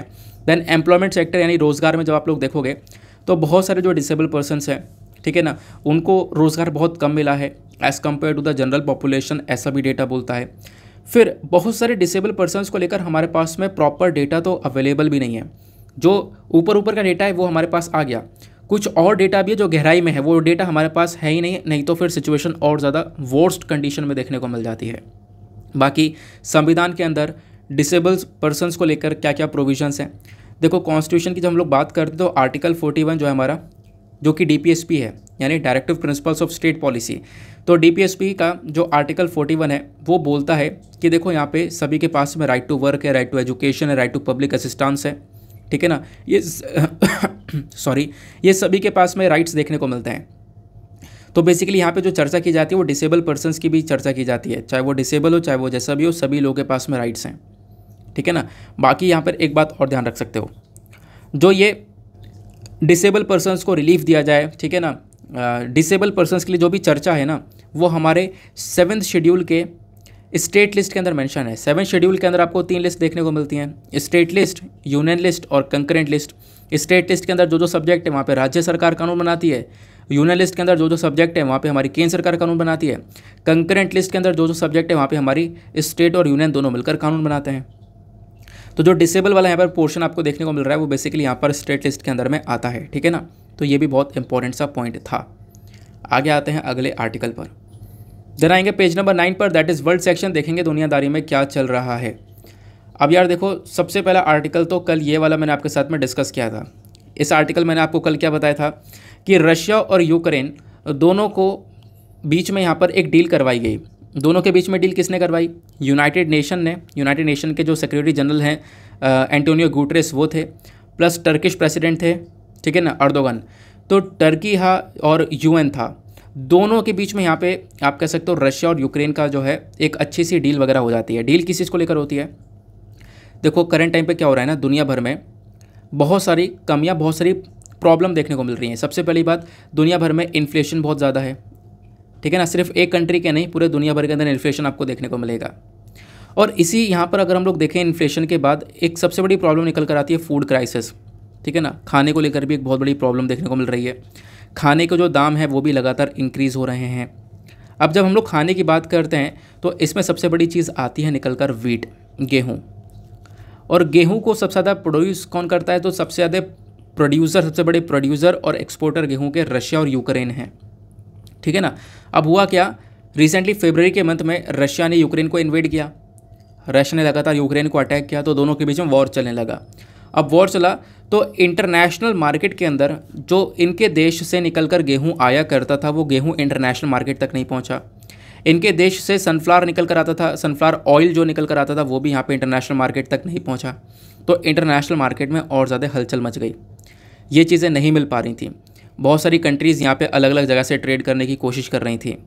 और इसी चक्कर में जब यहाँ पे आप कह सकते हो डिमांड है ही, उसकी सप्लाई नहीं हो पा रही है, डिमांड बढ़ती चली जा रही है, तो इसकी वजह से यहाँ पर इन्फ्लेशन देखने को मिला। इसके जो दाम है वो लगातार इंक्रीज़ हो गए। दुनिया भर की जो लो इनकम कंट्रीज़ हैं उनको यहाँ पे प्रॉपरली ये फूड नहीं मिल पाया। लो इनकम कंट्रीज़ और सफ़र कर रही थी, वहाँ पे माल न्यूट्रिशन की सिचुएशन, भुखमरी की सिचुएशन और ज़्यादा बढ़ गई थी, क्योंकि वीट इंटरनेशनल मार्केट में नहीं उतर रहा था। अब होता क्या, रिसेंटली रशिया यूक्रेन के बीच में एक डील करवाई जाती है। अब वो जो डील है वो क्या होती है कि जो ब्लैक सी है, देखो ब्लैक सी के ऊपर ही आपको रशिया यूक्रेन देखने को मिलेगा। होता क्या, यहाँ पर इस वाले समुद्र से जो जहाज़ है वो निकलता है, जो भी यहाँ पे व्यापार होता है वो उस वाले समुद्र से होता है। अब यूक्रेन भी क्या करता था, जो एक तरीके से वीट का एक्सपोर्ट है वो जहाज़ से निकलता था और उसके बाद यूक्रेन के पोर्ट से निकल कर कहाँ जाता था, इंटरनेशनल मार्केट के अंदर आता था। तो जब वॉर चल रहा था तो कोई भी जहाज़ वगैरह नहीं आ रहा था, सब कुछ रुका पड़ा था। तो रिसेंटली डील करी गई कि आपको हम लोग एक पैसेज बनाने का रास्ता देंगे, कि आपको एक पैसेज दिया जाएगा और अब रशिया आपके ऊपर अटैक नहीं करेगा। मतलब यूक्रेन जो है जहाज़ों के माध्यम से गेहूं को इंटरनेशनल मार्केट में भेजेगा, रशिया कुछ कहेगा नहीं, रशिया अटैक नहीं करेगा। ये बेसिकली एक डील हो जाती है। लेकिन ये जो पर्टिकुलर आर्टिकल आप लोग देख रहे हो, इस आर्टिकल के अंदर एक अपडेशन हो चुका है। अपडेशन क्या हुआ है तो आप लोग देखोगे, सिचुएशन यह है कि ग्रेन डील होने के बावजूद भी रशिया ने यूक्रेन के पोर्ट को हिट कर दिया है। जो यूक्रेन का पोर्ट है ना, पोर्ट ऑफ ओडेसा, उसको यहाँ पे हिट कर दिया है, यानी अटैक कर दिया है, ठीक है ना। तो मतलब डील वगैरह जो भी थी वो अलग रखी रह गई और यहाँ पर आप देख पाओगे अटैक हो गया। लेकिन डील अभी भी है।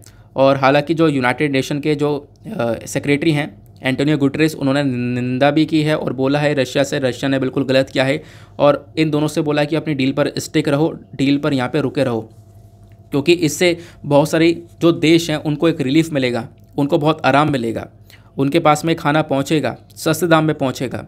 नहीं तो फिर ये जो क्राइसिस हैं वो और ज़्यादा बदतर हालात करते रहेंगे, ठीक है ना। तो ये पर्टिकुलर आर्टिकल मैंने आपको समझा दिया विद प्रॉपर बैकग्राउंड कल की इन्फॉर्मेशन के साथ में। लेकिन अब हम लोग कुछ करेंगे बैकग्राउंड डेटा को कवर, और क्या इन्फॉर्मेशन है हमारे पास में। देखो यार, वो डेटा तो मैं लाना भूल गया हूँ, मतलब जो वीट को लेकर था, लेकिन फिर भी यहाँ पे मैं आप लोग को उसके बारे में बता देता हूँ। PDF के अंदर मैं आप लोगों को वो डेटा प्रोवाइड करवा दूँगा, ठीक है ना। तो बस खाली अभी चीज़ों को सुन लेना, आपको मैं PDF में प्रोवाइड करवा दूंगा, तो वहाँ से भी आप लोग कवर कर सकते हो। चलो आते हैं और स्टार्ट करते हैं चीज़ों को समझना। जब हम लोग बात करते हैं किसकी, वीट की, तो एक चीज़ देखने को मिलती है, वो ये है कि रशिया और यूक्रेन, ये दोनों देश सबसे बड़े प्रोड्यूसर और एक्सपोर्टर भी हैं। रशिया जो है वो दुनिया का लार्जेस्ट प्रोड्यूसर है, किसका, लार्जेस्ट एक्सपोर्टर है बेसिकली वीट का, बहुत सारा वीट एक्सपोर्ट करता है। अगर हम लोग 2019 का डेटा देखें तो इसके थ्रू आप लोग समझ सकते हो क्या इंपॉर्टेंस है। 2019 में रशिया यूक्रेन दोनों ने मिलकर दुनिया भर में जितना वीट है ना, उस पूरे वीट में 25.4% का कंट्रीब्यूशन दिया था। आप इमेजिन कर सकते हो, दुनिया भर के अंदर जो वीट था उसके अंदर 25.4% का कंट्रीब्यूशन रशिया और यूक्रेन का था। और करेंट टाइम पे अगर हम लोग टॉप 5 कंट्रीज़ देखें जो कि सबसे ज़्यादा वीट को एक्सपोर्ट करती हैं, तो यहाँ पे आपको देखने को मिलेगा टॉप पर रशिया है, देन उसके बाद में USA देखने को मिल जाएगा, देन उसके बाद में आपको कनाडा देखने को मिल जाएगा, देन फ्रांस है, देन उसके बाद में यूक्रेन है। तो ये कुछ यहाँ पे टॉप 5 कंट्रीज़ देखने को मिलती हैं जो कि ये सबसे बड़े एक्सपोर्टर हैं। कौन है एक्सपोर्टर, प्रोड्यूस भी करते हैं ऑब्वियसली बात है, तो एक्सपोर्ट भी करते हैं। अब बात करते हैं दुनिया के सबसे बड़े इंपोर्टर की, यानी कि दुनिया में कौन सा देश है जो कि सबसे ज़्यादा इंपोर्ट करता है गेहूँ को। तो इंपोर्टर में सबसे बड़ा इंपोर्टर निकल कर आता है, वो है इजिप्ट, ठीक है ना। तो इजिप्ट यहाँ पे दुनिया का सबसे बड़ा इंपोर्टर है जो कि गेहूं को इंपोर्ट करता है। इजिप्ट के बाद आपको टर्की भी इसी कैटेगरी के अंदर देखने को मिलेगा, ये लोग भी बहुत सारा गेहूं को मंगाते हैं। तो ये तो बात हो गई है किसकी, रशिया, यूक्रेन और दुनिया भर की। अब हम लोग बात करते हैं हमारे महान भारत की, इंडिया की। इंडिया की जब हम लोग डिस्कशन करेंगे तो इंडिया को लेकर आपको देखने को ये मिलता है कि इंडिया भी बहुत सारा वीट प्रोड्यूस करता है। इंडिया किसी से पीछे नहीं है, इंडिया दूसरा लार्जेस्ट प्रोड्यूसर है वीट का। आप लोग देखोगे तो जितना दुनिया भर का टोटल प्रोडक्शन है उसमें भी हमारा भी बहुत बड़ा कंट्रीब्यूशन रहता है प्रोडक्शन के मामले में, एक्सपोर्टिंग नहीं, प्रोडक्शन। इंडिया बहुत सारा प्रोड्यूस तो करता है, लेकिन दिक्कत वाली बात यह है ना कि इंडिया की जो पॉपुलेशन है वो बहुत ज़्यादा है, इस वजह से जो हमारा कंजम्पशन है बेसिकली वो भी बहुत ज़्यादा देखने को मिल जाता है। ये हमारे लिए एक सबसे बड़ा कंसर्न बन जाता है, ठीक है ना। तो अगर हम लोग डेटा देखें 2020 के अंदर या फिर 2016 से कंपेयर करें तो भारत ने प्रोडक्शन और एक्सपोर्ट है दोनों इंक्रीज़ किया है ना। लेकिन यह है कि प्रोडक्शन भी हमारा बड़ा, एक्सपोर्ट ही बड़ा है। एक्सपोर्ट इतना नहीं बड़ा, एक्सपोर्ट यहाँ पे अभी भी हमारा बहुत कम है, क्योंकि हम लोग एक्सपोर्ट करने से पहले ऑब्वियसली बात है खुद को देखेंगे ना, अपने कंट्री के अंदर फूड देंगे तो कंजम्पशन थोड़ा सा ज़्यादा हो जाता है। क्लियर हुआ। तो ये सारी बात आपको वीट को लेकर देखने को मिल जाती है। अब मैं आप लोगों से एक सिंपल सा क्वेश्चन पूछना चाहूँगा, वीट आखिरकार कौन सी क्रॉप है, ठीक है ना। ये आप लोग बताना, वीट कौन सी क्रॉप है, राबी क्रॉप, खरीफ क्रॉप, कौन सी क्रॉप है, नीचे कमेंट सेक्शन में फटाफट इसका नाम बता दो। फिर उसके बाद आता है नेक्स्ट एक और इम्पॉर्टेंट आर्टिकल की तरफ। अगले आर्टिकल में चर्चा की गई है, देखो WHO ने मंकी पॉक्स को लेकर एक पब्लिक हेल्थ इमरजेंसी डिक्लेयर कर दी है। तो आप कहोगे क्या प्रॉब्लम है यहाँ पे, प्रॉब्लम बहुत बड़ी हो चुकी है मंकी पॉक्स को लेकर।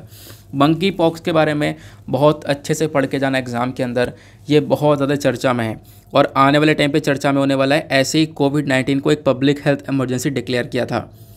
अभी मंकी पॉक्स 72 देशों में निकल कर आ चुका है, लगभग 14,500। अगर आप लोग WHO के ऑफिशियल वेबसाइट पर जाओगे तो ये डेटा थोड़ा सा पुराना हो चुका है, वहाँ पे डेटा अपडेट हो चुका है। लगभग 16,000 लोग इन्फेक्ट हो चुके हैं मंकी पॉक्स से। 72 कंट्रीज़ के अंदर ये सारे केसेस निकल कर आए हैं। तो मंकी पॉक्स एक प्रॉब्लम बनता जा रहा है। ऐसे ही कोविड-19 को भी WHO ने एक पब्लिक हेल्थ इमरजेंसी डिक्लेयर कर दिया था और आज के टाइम पर मंकी पॉक्स को भी पब्लिक हेल्थ इमरजेंसी डिक्लेयर कर दिया है। दुनिया भर के अंदर ज़्यादा से ज़्यादा देशों के अंदर ये केसेस निकल कर आ रहे हैं। जैसे यहाँ पर बताया गया कि किस किस देश के अंदर कितने कितने केसेस हैं। जैसे इंडिया के अंदर भी अभी देखो ऑफिशियली अगर हम लोग बात करें 2 केस देखने को मिल रहे हैं। उसके बाद UAE के अंदर लगभग 3 केस देखने को मिल रहे हैं। देन उसके बाद में अमेरिका में बहुत सारे केसेस निकल कर आए हुए हैं। नाइजीरिया, सेंट्रल अफ्रीकन रिपब्लिक, यानी कि जो अफ्रीकन कंट्रीज़ हैं उनमें तो बहुत ही ज़्यादा केसेस निकल कर आए हैं। न्यूयॉर्क में आपको मंकी पॉक्स के बहुत सारे केस देखने को मिलेंगे, ब्रिटेन में देखने को मिलेंगे, ठीक है ना। तो ये बातें यहाँ पर बताई जा रही हैं जिसकी वजह से इसको पब्लिक हेल्थ इमरजेंसी डिक्लेयर कर दिया। तो आपका क्वेश्चन होगा क्या ये कोविड की तरह फैल सकता है। देखो अभी तो यहाँ पर कोई ऐसी इन्फॉर्मेशन नहीं कि कोविड की तरह फैल सकता है, बट WHO के यहाँ पे जो डायरेक्टर हैं उनका कहना यहाँ पर यह है कि बिल्कुल इसके अंदर पॉसिबिलिटी है कि जैसे कोविड फैला था वैसे यहाँ पर जो ये मंकी पॉक्स है वो भी फैल सकता है। ठीक है ना। देखो जैसे कोविड क्या हो रहा था, अभी देखो ये न्यूज़ नहीं है कि हाँ जो ये मंकी पॉक्स है वो हवा में फैल रहा है। कोविड में हम लोग यही देख रहे थे कि भाई छुआछूत से लगातार इन्फेक्शन हो रहा था। अभी मंकी पॉक्स के अंदर कैसे लोग इन्फेक्ट हो रहे हैं, मंकी पॉक्स कैसे फैल रहा है। देखो मंकी पॉक्स फैल रहा है, मान लो एक व्यक्ति ये है, उसके बॉडी के ऊपर दाने दाने हो जाते हैं जब वो मंकी पॉक्स होता है। तो अगर उस जो पर्सन है उसके बॉडी का जो फ्लूइड है यानी कि पसीना हो गया, ठीक है ना, तो अगर उसके फ्लूइड से या फिर उसके स्किन के साथ में कोई दूसरा व्यक्ति कांटेक्ट करता है, उसके स्किन के साथ में कांटेक्ट में आता है, तो कहीं ना कहीं वो व्यक्ति भी मंकी पॉक्स से सफ़र करेगा। तो बेसिकली यहाँ पर छूने छाने से भी मंकी पॉक्स काफ़ी तेज़ी से फैल रहा है। तो इस प्रकार से ये स्प्रेड होता है, सेक्सुअल कांटेक्ट की वजह से यहाँ पर ये स्प्रेड होता है। तो ये अपने आप में कंसर्न है और गाइडलाइंस जारी कर दी हैं कि भैया जो भी यहाँ पे मंकी पॉक्स से इन्फेक्टेड है आपके पास में, आप तुरंत दूर हो जाएं, वरना यहाँ पर इन्फेक्टेड आपको हुए कोई ज़्यादा टाइम नहीं लगेगा। Human to human transmission experience किया जा रहा है, लगातार ये ह्यूमन टू ह्यूमन ट्रांसमिशन दिख रहा है, एक व्यक्ति से दूसरे व्यक्ति में स्प्रेड हो रहा है। ठीक है ना। तो ये बातें यहाँ पर आपको देखने को मिल जाती हैं इस मंकी पॉक्स को लेकर। हालांकि मंकी पॉक्स को लेकर मैंने सारी बातें आपको बहुत पहले बता रखी हैं, लगातार डिस्कस कर रहे हैं हम लोग कुछ स्टैटिक पॉइंट्स को। चलो फिर भी मैं आप लोगों को कुछ स्टैटिक पॉइंट्स बता देता हूँ, कहीं फिर कुछ नए लोग हों या ना समझो कि यार सर डिस्कस नहीं किया। मंकी पॉक्स को लेकर एक छोटा सा आर्टिकल आया था, देखो फ्रंट पेज पर भी, मैंने सोचा यहीं पर डिस्कस कर लिया जाएगा। तो चलो कोई बात नहीं, यहाँ पर मैं आपको बता देता हूँ। नीचे आपको स्क्रीन पर दिख रहा होगा, मंकी पॉक्स बेसिकली यहाँ पर एक वायरल जूनोटिक डिजीज़ है, यानी कि जानवर से इंसान में फैलती है, फिर इंसान से इंसान के अंदर फैलती हुई नज़र आती है। सबसे पहली बार मंकी पॉक्स कहाँ पे देखने को मिला था, उसको डिस्कस करने से पहले ये जान लेते हैं मंकी पॉक्स वायरस पॉक्सीविरिडे फैमिली से बिलोंग करता है। अब देखो सबसे पहली बार जो मंकी पॉक्स वायरस का जो केस है, सबसे पहला जो केस निकल कर आया था वो आया था डेमोक्रेटिक रिपब्लिक ऑफ कॉन्गो के अंदर 1958 में, और फिर ह्यूमंस के अंदर 1971 में पाया गया, again democratic Republic of Congo के अंदर ही। ये एक अफ्रीकन कंट्री है। फिर उसके बाद में ये तो बात यहाँ पे हो गई, लेकिन नाइजीरिया 2017 में क्या हुआ, हालात बहुत ख़राब हुए। 2017 में नाइजीरिया के अंदर ये मंकी पॉक्स बहुत तेज़ी से फैला, इतनी तेज़ी से फैला कि इसको एंडेमिक डिक्लेयर करना पड़ा। देखो एक होता है पेंडेमिक जैसे कोविड-19 है जो कि पूरे दुनिया भर में फैला हुआ है। एंडेमिक क्या होता है, यहाँ पे एक पर्टिकुलर एरिया के अंदर फैलना। तो नाइजीरिया के अंदर बेसिकली यहाँ पे मंकी पॉक्स को एक एंडेमिक डिक्लेयर कर दिया गया था। ये सिचुएशन नाइजीरिया के अंदर देखने को मिल रही है। मंकी पॉक्स के अंदर होता क्या है कि देखो यहाँ पर कोई व्यक्ति इन्फेक्टेड है तो लक्षण क्या निकल कर आते हैं, बॉडी पर दाने हो जाते हैं, बुखार हो गया, सर में दर्द हो गया, परेशानी यार बहुत ज़्यादा होती है मंकी पॉक्स के अंदर, ऐसा यहाँ पर बोला जाता है हमारे WHO के थ्रू। फिर ट्रीटमेंट और वैक्सीन की बात करें तो देखो स्पेसिफिक ट्रीटमेंट तो नहीं है, बट यहाँ पे जो स्मॉल पॉक्स के लिए हम लोग वैक्सीन का यूज़ किया करते थे वही वैक्सीन को हम लोग यूज़ कर रहे हैं मंकी पॉक्स को टैकल करने के लिए। ठीक है ना। तो ये बातें यहाँ पर इस आर्टिकल के अंदर देखने को मिल जाती हैं। तो मंकी पॉक्स को लेकर जो भी इन्फॉर्मेशन है, ये कौन सी फैमिली से बिलोंग करता है, सबसे पहली बार कहाँ पर ओरिजिन हुआ था, ये कुछ इंपॉर्टेंट से डेटा है जो कि आपसे वनडे एग्जामिनेशन के साथ साथ प्रीलिम्स में भी पूछे जा सकते हैं। नेक्स्ट इंपॉर्टेंट आर्टिकल पर आते हैं। नाउ अगला आर्टिकल क्या मेंशन करता है कि जो चाइना पाकिस्तान इकोनॉमिक कॉरिडोर है, ये आपको पता होगा। चलो मैं आपको थोड़ा सा स्ट्रक्चर बना के समझाता हूँ चाइना पाकिस्तान इकोनॉमिक कॉरिडोर के बारे में। जब हम लोग इंडिया के मैप को ड्रॉ करते हैं तो बेसिकली यहाँ पे एक सेकेंड रुक जाओ, जैसे कि हम लोग यहाँ पे ऐसे ड्रॉ करेंगे तो आप लोग मतलब ये जम्मू एंड कश्मीर वाला रीजन देखने को मिल जाएगा। अब होता क्या है, इसी वाले पर्टिकुलर एरिया में जैसे कि इधर आपको पीछे पाकिस्तान देखने को मिल जाएगा और ऊपर आपको चाइना देखने को मिल जाएगा। होता क्या है, चाइना पाकिस्तान इकोनॉमिक जो कॉरिडोर है वो इस प्रकार से देखने को मिलता है। ठीक है। और ये वाला जो रीजन है, एक और इम्पोर्टेंट चीज़ यहाँ पे हम लोग ड्रॉ करेंगे, वो यहाँ पर आपको ये देखने को मिल जाएगा। ये जो है ये है पाकिस्तान ऑक्यूपाइड कश्मीर वाला रीजन, और ये वाला जो रीजन है ये बेसिकली अक्साई चीन वाला रीजन है। ठीक है ना। तो हुआ क्या कि देखो पाकिस्तान ऑक्यूपाइड कश्मीर, जिसको पाकिस्तान ने इलीगल तरीके से कब्जा रखा है वो इंडिया का ही हिस्सा। तो इस वाले पर्टिकुलर एरिया से चाइना ने एक प्रोजेक्ट निकाला है, वो है चाइना पाकिस्तान इकोनॉमिक कॉरिडोर, जो कि चाइना के जिंजियांग वाले रीजन को और पाकिस्तान के ग्वादर पोर्ट को कनेक्ट करता है। ठीक है ना। तो ये चाइना पाकिस्तान इकोनॉमिक कॉरिडोर है जो कि भारत वाले हिस्से से निकाला गया है। चाइना कनेक्ट कर रहा है पाकिस्तान को इस इकोनॉमिक कॉरिडोर से। और ये जो चाइना पाकिस्तान इकोनॉमिक कॉरिडोर है ये बेसिकली चाइना के बेल्ट एंड रोड इनिशिएटिव का ही एक हिस्सा देखने को मिलता है। ठीक है। बेल्ट एंड रोड इनिशिएटिव जिसको 2013 में लॉन्च किया गया था। चाइना पाकिस्तान इकोनॉमिक कॉरिडोर भी यहाँ पर 2013 में लॉन्च किया था, जो कि पाकिस्तान के ग्वादर पोर्ट को चाइना के जिनजियांग वाले रीजन से लिंक करता है। लेकिन अब यहाँ पे अपडेट क्या है, तो हमें बात पहले ही पता थी। देखो अपडेट ये निकल कर आया है कि पाकिस्तान और चाइना दोनों ने मिलकर एक डिसाइड किया है, मतलब एक चीज़ डिसाइड की है। वो डिसाइड ये है कि हम लोग थर्ड कंट्री को भी वेलकम करेंगे इस पर्टिकुलर प्रोजेक्ट के अंदर। यानी कोई तीसरा देश है जो कि इस चाइना पाकिस्तान इकोनॉमिक कॉरिडोर के अंदर आना चाहता है, तो वो तीसरा व्यक्ति भी आ सकता है। उसके लिए बिल्कुल ओपन प्लेटफॉर्म है, हमारे साथ में कोऑपरेट कर सकता है, यहाँ पे आके मिलकर काम कर सकता है। अब ऑब्वियस सी बात है, इंडिया के लिए ये अच्छी बात नहीं है और इंडिया इससे नाराज़ भी रहता है। आप देख पाओगे ये जो पैरा दिख रहा है पीछे, ये क्या बोलता है, इंडिया ने रिपीटेडली प्रोटेस्ट किया है किस चीज़ को लेकर, इस चाइना पाकिस्तान इकोनॉमिक कॉरिडोर के अगेंस्ट में। क्यों?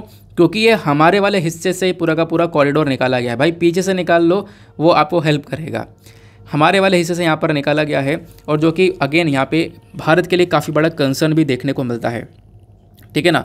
तो $60 बिलियन का एक फ्लैगशिप प्रोजेक्ट है, जहाँ पे चाइनीज़ सरकार लगातार इसको प्रमोट कर रही है।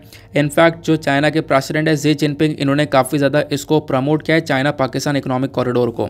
और ये ऑलरेडी मैं आपको बता चुका हूँ, चाइना पाकिस्तान इकोनॉमिक कॉरिडोर खुद यहाँ पे एक बेल्ट एंड रोड इनिशिएटिव का पार्ट है। बेल्ट एंड रोड इनिशिएटिव वो इनिशिएटिव है जो कि दुनिया भर की कंट्रीज़ को कनेक्ट करने में वर्क करता है, दुनिया भर की कंट्रीज़ को कनेक्ट कर रहा है। चाइना छोटे छोटे देशों को लोन दे रहा है, जैसा आपने देखा श्रीलंका के हालात देखे। अब फिर उसके बाद अफ्रीकन कंट्रीज़ में बहुत सारी कंट्रीज़ हैं जो कि चाइना पे धीरे धीरे डिपेंडेंट हो रही हैं। तो लगातार चाइना लोन बांट रहा है सभी जगह पर। अब लोन बांट के सस्ते दाम में लोन देकर इतना लोन देता है कि वो कंट्री चुका ही नहीं पाती। फिर उसके बाद में क्या होगा, जाके वो कंट्री अपनी ज़मीन देती है, गिरवी रख देती है चाइना के पास में, लो ये हमारी ज़मीन रख लो। जैसे अभी श्रीलंका ने हम्बंतोता पोर्ट 99 साल के लिए लीज पर दिया था, किसको, चाइना को। तो ये कंसर्न यहाँ पर देखने को मिल रहा है। ऐसे छोटी छोटी कंट्रीज़ के साथ में चाइना करता हुआ नज़र आ रहा है और अपना एक्सपेंशन जो है वो लगातार इंक्रीज़ कर रहा है पूरे इंडियन ओशन के अंदर, पैसिफिक ओशन के अंदर। ठीक है ना। तो ये चीज़ें हम लोग को देखने को मिल रही हैं। आई होप आपको समझ में आ चुका है। बस खाली बात यही है कि चाइना पाकिस्तान इकोनॉमिक कॉरिडोर के अंदर कोई दूसरी कंट्री अगर ज्वाइन करना चाहे तो वो भी ज्वाइन कर सकती है। क्लियर हो गया। चलो आगे आते हैं नेक्स्ट आर्टिकल पर। अब यार देखो, संडे में एक साइंस एंड टेक का पेज आता है। साइंस एंड टेक पर एक दो आर्टिकल है, उसको भी डिस्कस करेंगे। उसका संडे में एक फ्रीक्वेंट आस्क्ड क्वेश्चन भी आता है। फ्रीक्वेंट आस्क्ड क्वेश्चन का FAQ का पेज आता है। बहुत सारे लोग बोलते हैं सर आप डिस्कस नहीं करते। देखो, जब कुछ हटकर आता है ना तो डिस्कस करता हूँ मैं, लेकिन जो रिपीटेड चीज़ आती हैं फ्रीक्वेंट आस्क्ड क्वेश्चन के अंदर पूरे सप्ताह के जो मेजर आर्टिकल्स होते हैं उन्हीं को दिया जाता है। जैसे कि यहाँ पे अभी मैंने रशिया यूक्रेन के जो फूड क्राइसिस को लेकर डील है वो डिस्कस किया। अभी थोड़ी देर पहले डिस्कस किया है कि टर्की ने और UN ने यहाँ पर डील करवाई है और वो डील के अंदर क्या क्या हुआ है, कैसे खाना पहुँचेगा इंटरनेशनल मार्केट में, वीट के बारे में बताया। वो सारी बातें यहाँ पे हैं, तो वो यहाँ पे आपको देखने को मिल जाएगा। बाकी अभी 2 दिन पहले मैंने आपके साथ में डिस्कस किया था MSP के बारे में, मिनिमम सपोर्ट प्राइस के बारे में। मिनिमम सपोर्ट प्राइस को लेकर एक पैनल बनाया जाएगा, संयुक्त किसान मोर्चा के यहाँ पे लोग होंगे। फिर ठीक है, तो ये पैनल के बारे में डिस्कशन किया गया है। फिर उसके बाद एक लास्ट आर्टिकल ये GST को लेकर देखने को मिलेगा। अभी जब GST को 5% लगाया गया, जो पैक्ड आइटम्स हैं, ठीक है, जो पैक्ड आइटम्स हैं यानी कि जो हमारे राइस हो गया, पफ्ड राइस हो गया, वीट, पल्सेस, ओट्स, मेज़, ये सारी चीज़ें हैं जो पैक्ड है। पैक्ड यहाँ पे आपका मिल्क भी हो गया, कर्ड हो गया, जो भी यहाँ पे बटर मिल्क वगैरह है, जो भी पैक्ड की बात की जा रही है। जो खुला मिल रहा है उसके ऊपर GST नहीं है, जो पैकिंग में है उसके ऊपर 5% यहाँ पर GST लगाई गई है। ठीक है, उसको लेकर एक कंट्रोवर्सी हो गई। लोगों का कहना यह है कि यार GST को क्यों लगा रहे हो, ठीक है ना, GST लगाकर चीज़ें और बढ़ जाएंगी। हालांकि यहाँ पर PM ने पहले स्टेटमेंट दिया था कि GST के बाद में यहाँ पे चीज़ें सस्ती हो जाएंगी और उसके बाद में जो ये मिल्क वगैरह के जो प्रोडक्ट्स हैं ये यहाँ पर इसके ऊपर GST नहीं लगाई जाएगी, लेकिन उसके बाद GST लगा दी गई। तो ये सारी चीज़ें ना, ये बेसिकली एक रिविज़न था जो कि यहाँ पे मेंशन किया जा रहा है और ये हम लोग ऑलरेडी डिस्कस कर चुके हैं। तो इससे ज़्यादा कुछ खास जो बात है ना वो आपको यहाँ पे साइंस एंड टेक के पेज पर देखने को मिलेगी। साइंस एंड टेक पर आपको 2 इंपॉर्टेंट आर्टिकल देखने को मिल जाते हैं। मतलब कुछ ज़्यादा इसमें डिस्कस करने के लिए है नहीं। ये वेस्ट वाटर सर्विलांस को लेकर चर्चा करता है और इसके नीचे यहाँ पर एक आर्टिकल ये देखने को मिलता है, कॉलेरा को लेकर चर्चा करता है। कॉलेरा के अंदर राइज एंड फॉल देखने को मिला। तो है क्या क्या, चलो मैं आपको बताता हूँ। जैसे सबसे पहली बात हम लोग कॉलेरा की अगर हम लोग बात करें, कॉलेरा बेसिकली यहाँ पर क्या है, एक लाइफ थ्रेटनिंग इन्फेक्शियस डिजीज़ है, यानी कि एक इन्फेक्शन वाली बीमारी है। अब इन्फेक्शन हो रहा है तो मतलब किसी बैक्टीरिया वगैरह की वजह से हो रहा होगा, बिल्कुल सही बात है। तो यहाँ पर जो डिजीज़ है ये एक जानलेवा बीमारी है ये होती है एक बैक्टीरिया की वजह से, जिसको हम लोग बोलते हैं विब्रियो कॉलरा। विब्रियो कॉलरा एक ऐसा बैक्टीरिया है कॉमा शेप वाला, जैसे कॉमा होता है ना वैसा कॉमा शेप वाला बैक्टीरिया है, जिसकी वजह से यहाँ पर ये बीमारी फैलती है। फिर बताया गया लगभग यहाँ पे मेंशन किया जा रहा है कि 200 से भी ज़्यादा इसके अलग अलग ग्रुप्स देखने को मिलते हैं। इस बैक्टीरिया के जो ग्रुप्स हैं बेसिकली वो 200 से भी ज़्यादा ग्रुप्स हैं छोटे छोटे, जिसमें से इस बैक्टीरिया के 2 इम्पॉर्टेंट ग्रुप हैं जाने माने। एक ग्रुप आता है 01 और दूसरा आता है 0139, ठीक है ना। तो ये 2 ग्रुप्स यहाँ पर बताए जा रहे हैं। इन दिनों को लेकर ही यहाँ पर पूरे आर्टिकल में चर्चा की गई है। ये जो 2 ग्रुप्स हैं इसी कॉलरा के बैक्टीरिया के, ये रिस्पॉन्सिबल हैं 7 पैंडेमिक वेव्स के। अब कहोगे ये क्या मतलब है? पता है कॉलरा इतनी खतरनाक है कि जिसकी वजह से डायरिया हो जाता है ना। तो यहाँ पे पानी की वजह से ज़्यादातर फैलता हुआ है। तो 7 बड़े बड़े पैंडेमिक आ चुके हैं, यानी 7 बड़ी बड़ी महामारी फैल चुकी हैं कॉलरा की वजह से, और वो फैली है सिर्फ और सिर्फ बैक्टीरिया के इन दोनों पर्टिकुलर ग्रुप की वजह से, 01 और 0139। ये दोनों बहुत खतरनाक रहे और बताया ये जा रहा है ये इतने खतरनाक है कि आने वाले टाइम पे जो 8वां पैंडेमिक हो सकता है कॉलरा का, वो भी इन्हीं ग्रुप की वजह से हो सकता है। इसी बैक्टीरिया के, यानी कॉलरा एक बैक्टीरिया की वजह से हो रहा है, कॉमा शेप्ड बैक्टीरिया। और इस बैक्टीरिया के अलग अलग ग्रुप्स हैं। 2 इंपॉर्टेंट ग्रुप ये हैं जो कि यहाँ पे ये आप कह सकते हो कॉलरा के पीछे का सबसे बड़ा कारण है। तो 7 पैंडेमिक आए, 7 बड़ी बड़ी महामारियाँ ही, 8वीं जो आ सकती है वो भी यहाँ पर इन्हीं ग्रुप की वजह से आएगी। लेकिन यहाँ पे बोला जा रहा है, रिसर्चर्स ने देखा कि अब कुछ ज़्यादा लग नहीं रहा कि हाँ यहाँ पे कॉलरा इतना फैलेगा, क्योंकि कुछ चेंजेस हम लोगों ने देखे हैं, कुछ स्टडी करी है। स्टडी ये करी है कि जो ये 0139 वाला ये सबसे ज़्यादा खतरनाक है, और 0139 के अंदर एंटी माइक्रोबियल रेजिस्टेंस यहाँ पे डिक्लाइन हो रहा है। मतलब क्या समझते हैं? अभी तक ये जो 0139 है ये इतना क्यों बढ़ रहा था, इतना खतरनाक क्यों है, क्यों यहाँ पर इसके ऊपर दवाइयाँ असर नहीं कर रही थी? क्योंकि खुद यहाँ पे एक एंटी माइक्रोबियल रेजिस्टेंस है। बैक्टीरिया ख़त्म करने के लिए आप एंटीबायोटिक्स खाते हो, है ना, कि एंटीबायोटिक्स खाएंगे और फिर उसके बाद यहाँ पर ठीक हो जाएंगे। लेकिन आप खुद सोचो, बैक्टीरिया अगर खुद इतना स्ट्रांग हो जाए कि आप कितनी एंटीबायोटिक्स भी खा लो उसके ऊपर वर्क नहीं करेंगी। जब कितनी भी एंटीबायोटिक्स खा लोगे वो वर्क नहीं करेंगी, इनफैक्ट बैक्टीरिया और ज़्यादा स्ट्रॉन्गर होता हुआ चले जाएगा।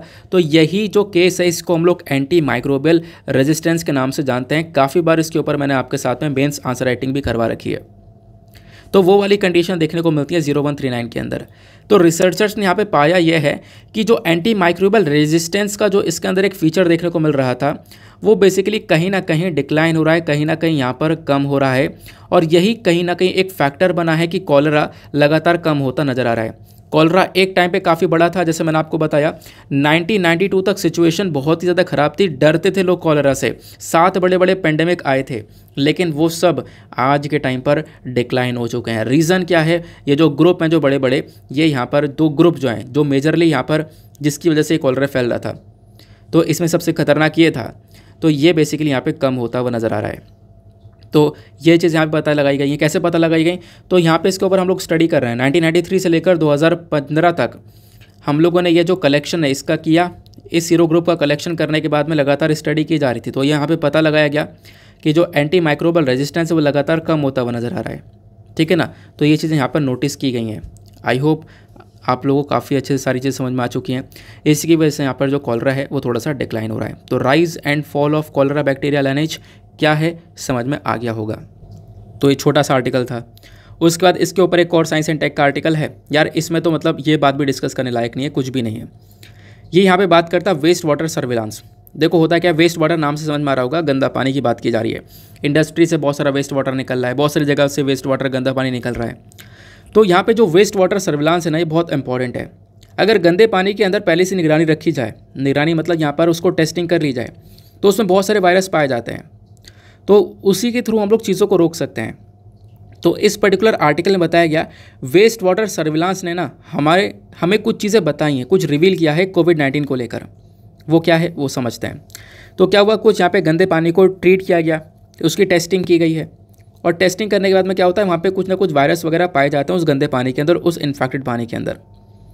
तो यही देखने को मिला 2 ओमिक्रॉन के जो अलग अलग वेरिएंट हैं, BA.2.10.1 और BA.2.12, ये जो 2 वेरिएंट्स हैं ये डिटेक्ट करे गए हैं वेस्ट वाटर के अंदर, गंदे पानी के अंदर डिटेक्ट किए गए थे जनवरी 2022 के अंदर।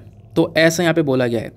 मतलब क्लिनिकल सैंपल के से पहले यहाँ पर पानी के अंदर ये डिटेक्ट करे गए, ऐसा यहाँ पे बताया जा रहा है। तो बहुत सारे ऐसे बीमारियाँ, बहुत सारी वायरसेस ऐसे देखने को मिलते हैं जो कि पानी के अंदर डिटेक्ट करे जाते हैं। तो ये बेसिकली वेस्ट वाटर सर्विलांस के बारे में चर्चा की जा रही है। तो मतलब ये है कि जो वेस्ट वाटर है, जो या फिर गंदा पानी है, ये हम लोग को बता सकता है हमारी कम्युनिटी के हेल्थ के बारे में कि हेल्थ कैसी है, उस पानी के अंदर कितना बैक्टीरिया है, उसके बेसिस पर यहाँ पर चीज़ें बताई जा सकती हैं। और वही गंदे पानी की वजह से ये जो बीमारियाँ हैं वो लगातार फैलती रहती हैं। तो सारी चीज़ों की ज़रूरत क्या है, हमें ज़रूरत है कि हम लोग रेगुलर बेसिस पर कंसिस्टेंटली इस वेस्ट वाटर की टेस्टिंग करते रहें। अगर वेस्ट वाटर की रेगुलर टेस्टिंग की जाएगी तो कोई भी वायरस आ रहा है तो हमें पता चल जाएगा पहले ही। ऐसा नहीं होगा कि हमें, देखो वेस्ट वाटर के अंदर बहुत पहले वायरस डिटेक्ट कर लिया गया था, लेकिन क्लिनिकल सैंपल बहुत बाद में मिले हैं, 2-3 महीने बाद में मिले हैं।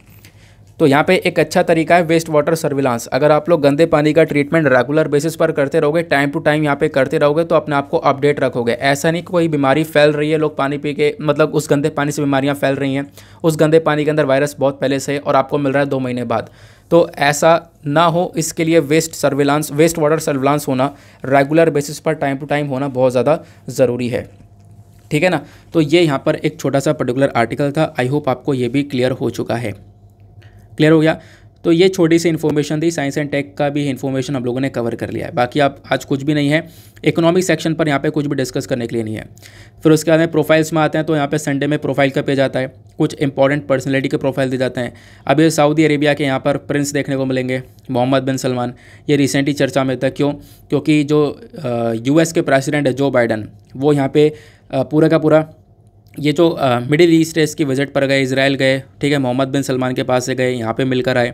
हालांकि उसके बाद खुद जो बाइडन की काफ़ी निंदा हुई है, जो बाइडन को मतलब काफ़ी हद तक क्रिटिसिज्म फेस करना पड़ा है कि यहाँ पर ये मिल के कैसा है। क्योंकि एक टाइम पे जो बाइडन जो है बिल्कुल अगेंस्ट में थे मोहम्मद बिन सलमान के, क्योंकि मोहम्मद बिन सलमान ने खशोगी का मर्डर करवाया था। आपको पता होगा, खशोगी एक जर्नलिस्ट था जो कि यहाँ पे सऊदी अरेबिया के सरकार के अगेंस्ट में लिखा करता था। तो यहाँ पे उनका मर्डर करवा दिया, जर्नलिस्ट का मर्डर करवा दिया गया था यहाँ पे मोहम्मद बिन सलमान के थ्रू।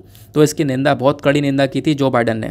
लेकिन उस समय जो बाइडन प्रेसिडेंट नहीं थे, उस समय प्रेसिडेंट थे डोनाल्ड ट्रंप।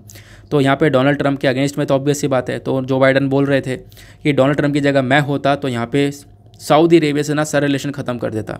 लेकिन अब देखो यहाँ पे जो बाइडन प्रेसिडेंट बने, थोड़ा सा यहाँ पे इम्पैक्ट दिखाया अपना, रिलेशन थोड़े से यहाँ पे ख़राब हुए थे।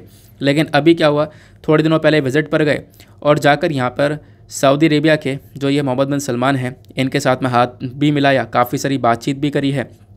तो इसी वजह से यहाँ पर जो बाइडन का काफ़ी हद तक क्रिटिसिज्म हो रहा है और इसी चक्कर में यहाँ पर ये मोहम्मद बिन सलमान भी चर्चा में है। ठीक है, तो कुछ इंपॉर्टेंट प्रोफाइल्स यहाँ पे चर्चा में आपको देखने को मिल जाती हैं बस, और कुछ भी यहाँ पर डेटा नहीं है। बाकी आपको बिजनेस सेक्शन देखने को मिलेगा। तो संडे में बिजनेस सेक्शन पर भी कुछ भी इंपॉर्टेंट आर्टिकल नहीं है। जैसा आप लोग देख पाओ, सारी की सारी जो न्यूज़ है वो यहाँ पर बैंक से रिलेटेड है। ठीक है ना, और हमारे कुछ स्टॉक मार्केट से संबंधित हैं, तो वो भी हमारे काम की नहीं है। तो आज आप लोग इकोनॉमिक सेक्शन को भी स्किप कर सकते हो। तो ये कुछ डेटा था। आई होप आपको एक एक बात बहुत अच्छे से क्लियर हो चुकी है। ये पूरा का पूरा न्यूज़पेपर एनालिसिस हम लोगों ने कर लिया है। नाउ इसी के साथ में करते हैं हम लोग अपने लेक्चर को समाप्त, और पहले हम लोग अपने प्रीलिम्स के क्वेश्चन को देख लेते हैं। देखो आज संडे है, संडे में कोई भी मेंस का क्वेश्चन है नहीं, तो संडे में आप लोग आराम करो, कोई मेंस का क्वेश्चन नहीं है। एथिक्स का कोड मैंने आपके साथ में शेयर कर दिया है। तो 2008 का क्वेश्चन था, in which one of the following location is the ITER. ITER मतलब इंटरनेशनल थर्मोन्यूक्लियर एक्सपेरिमेंटल रिएक्टर। ये जो प्रोजेक्ट है ये कहाँ पे बनाया जा रहा है? इसका करेक्ट आंसर है ऑप्शन बी, सदर्न फ्रांस। तो सदर्न फ्रांस के अंदर आपको ये देखने को मिल जाता है पूरा का पूरा प्रोजेक्ट। नाउ वीडियो को करते हैं समाप्त। वीडियो को एंड करते करते मैं सोचता हूँ यार कुछ भूल तो नहीं रहे, कुछ कहना था तो नहीं था, लेकिन ऐसा नहीं है, कुछ नहीं कहना है, कुछ नहीं भूल रहे, और कंप्लीट हो चुका है वीडियो। जो इंपॉर्टेंट आर्टिकल्स है वो कवर करवा दिए हैं। बाकी यहाँ पे कुछ बैकग्राउंड डेटा वगैरह वो सब आपको PDF में मिल ही जाता है। देखो करना क्या है, PDF को डाउनलोड कर लेना और उस PDF को एक एडोब एक्रोबैट नाम का ऐप है उसके अंदर ओपन कर लेना। उस ऐप में जब आप लोग ओपन करोगे ना तो आपको वो सारी चीज़ें मिल जाएंगी। ठीक है ना, यानी कि जो भी मैंने आपको नोट्स दिखाए वो सारी चीज़ें आपको वहाँ पर मिल जाती हैं। नाउ मिलते हैं आपसे अगले वीडियो में। आज के लिए bye bye, have a nice day, thank you and जय हिंद।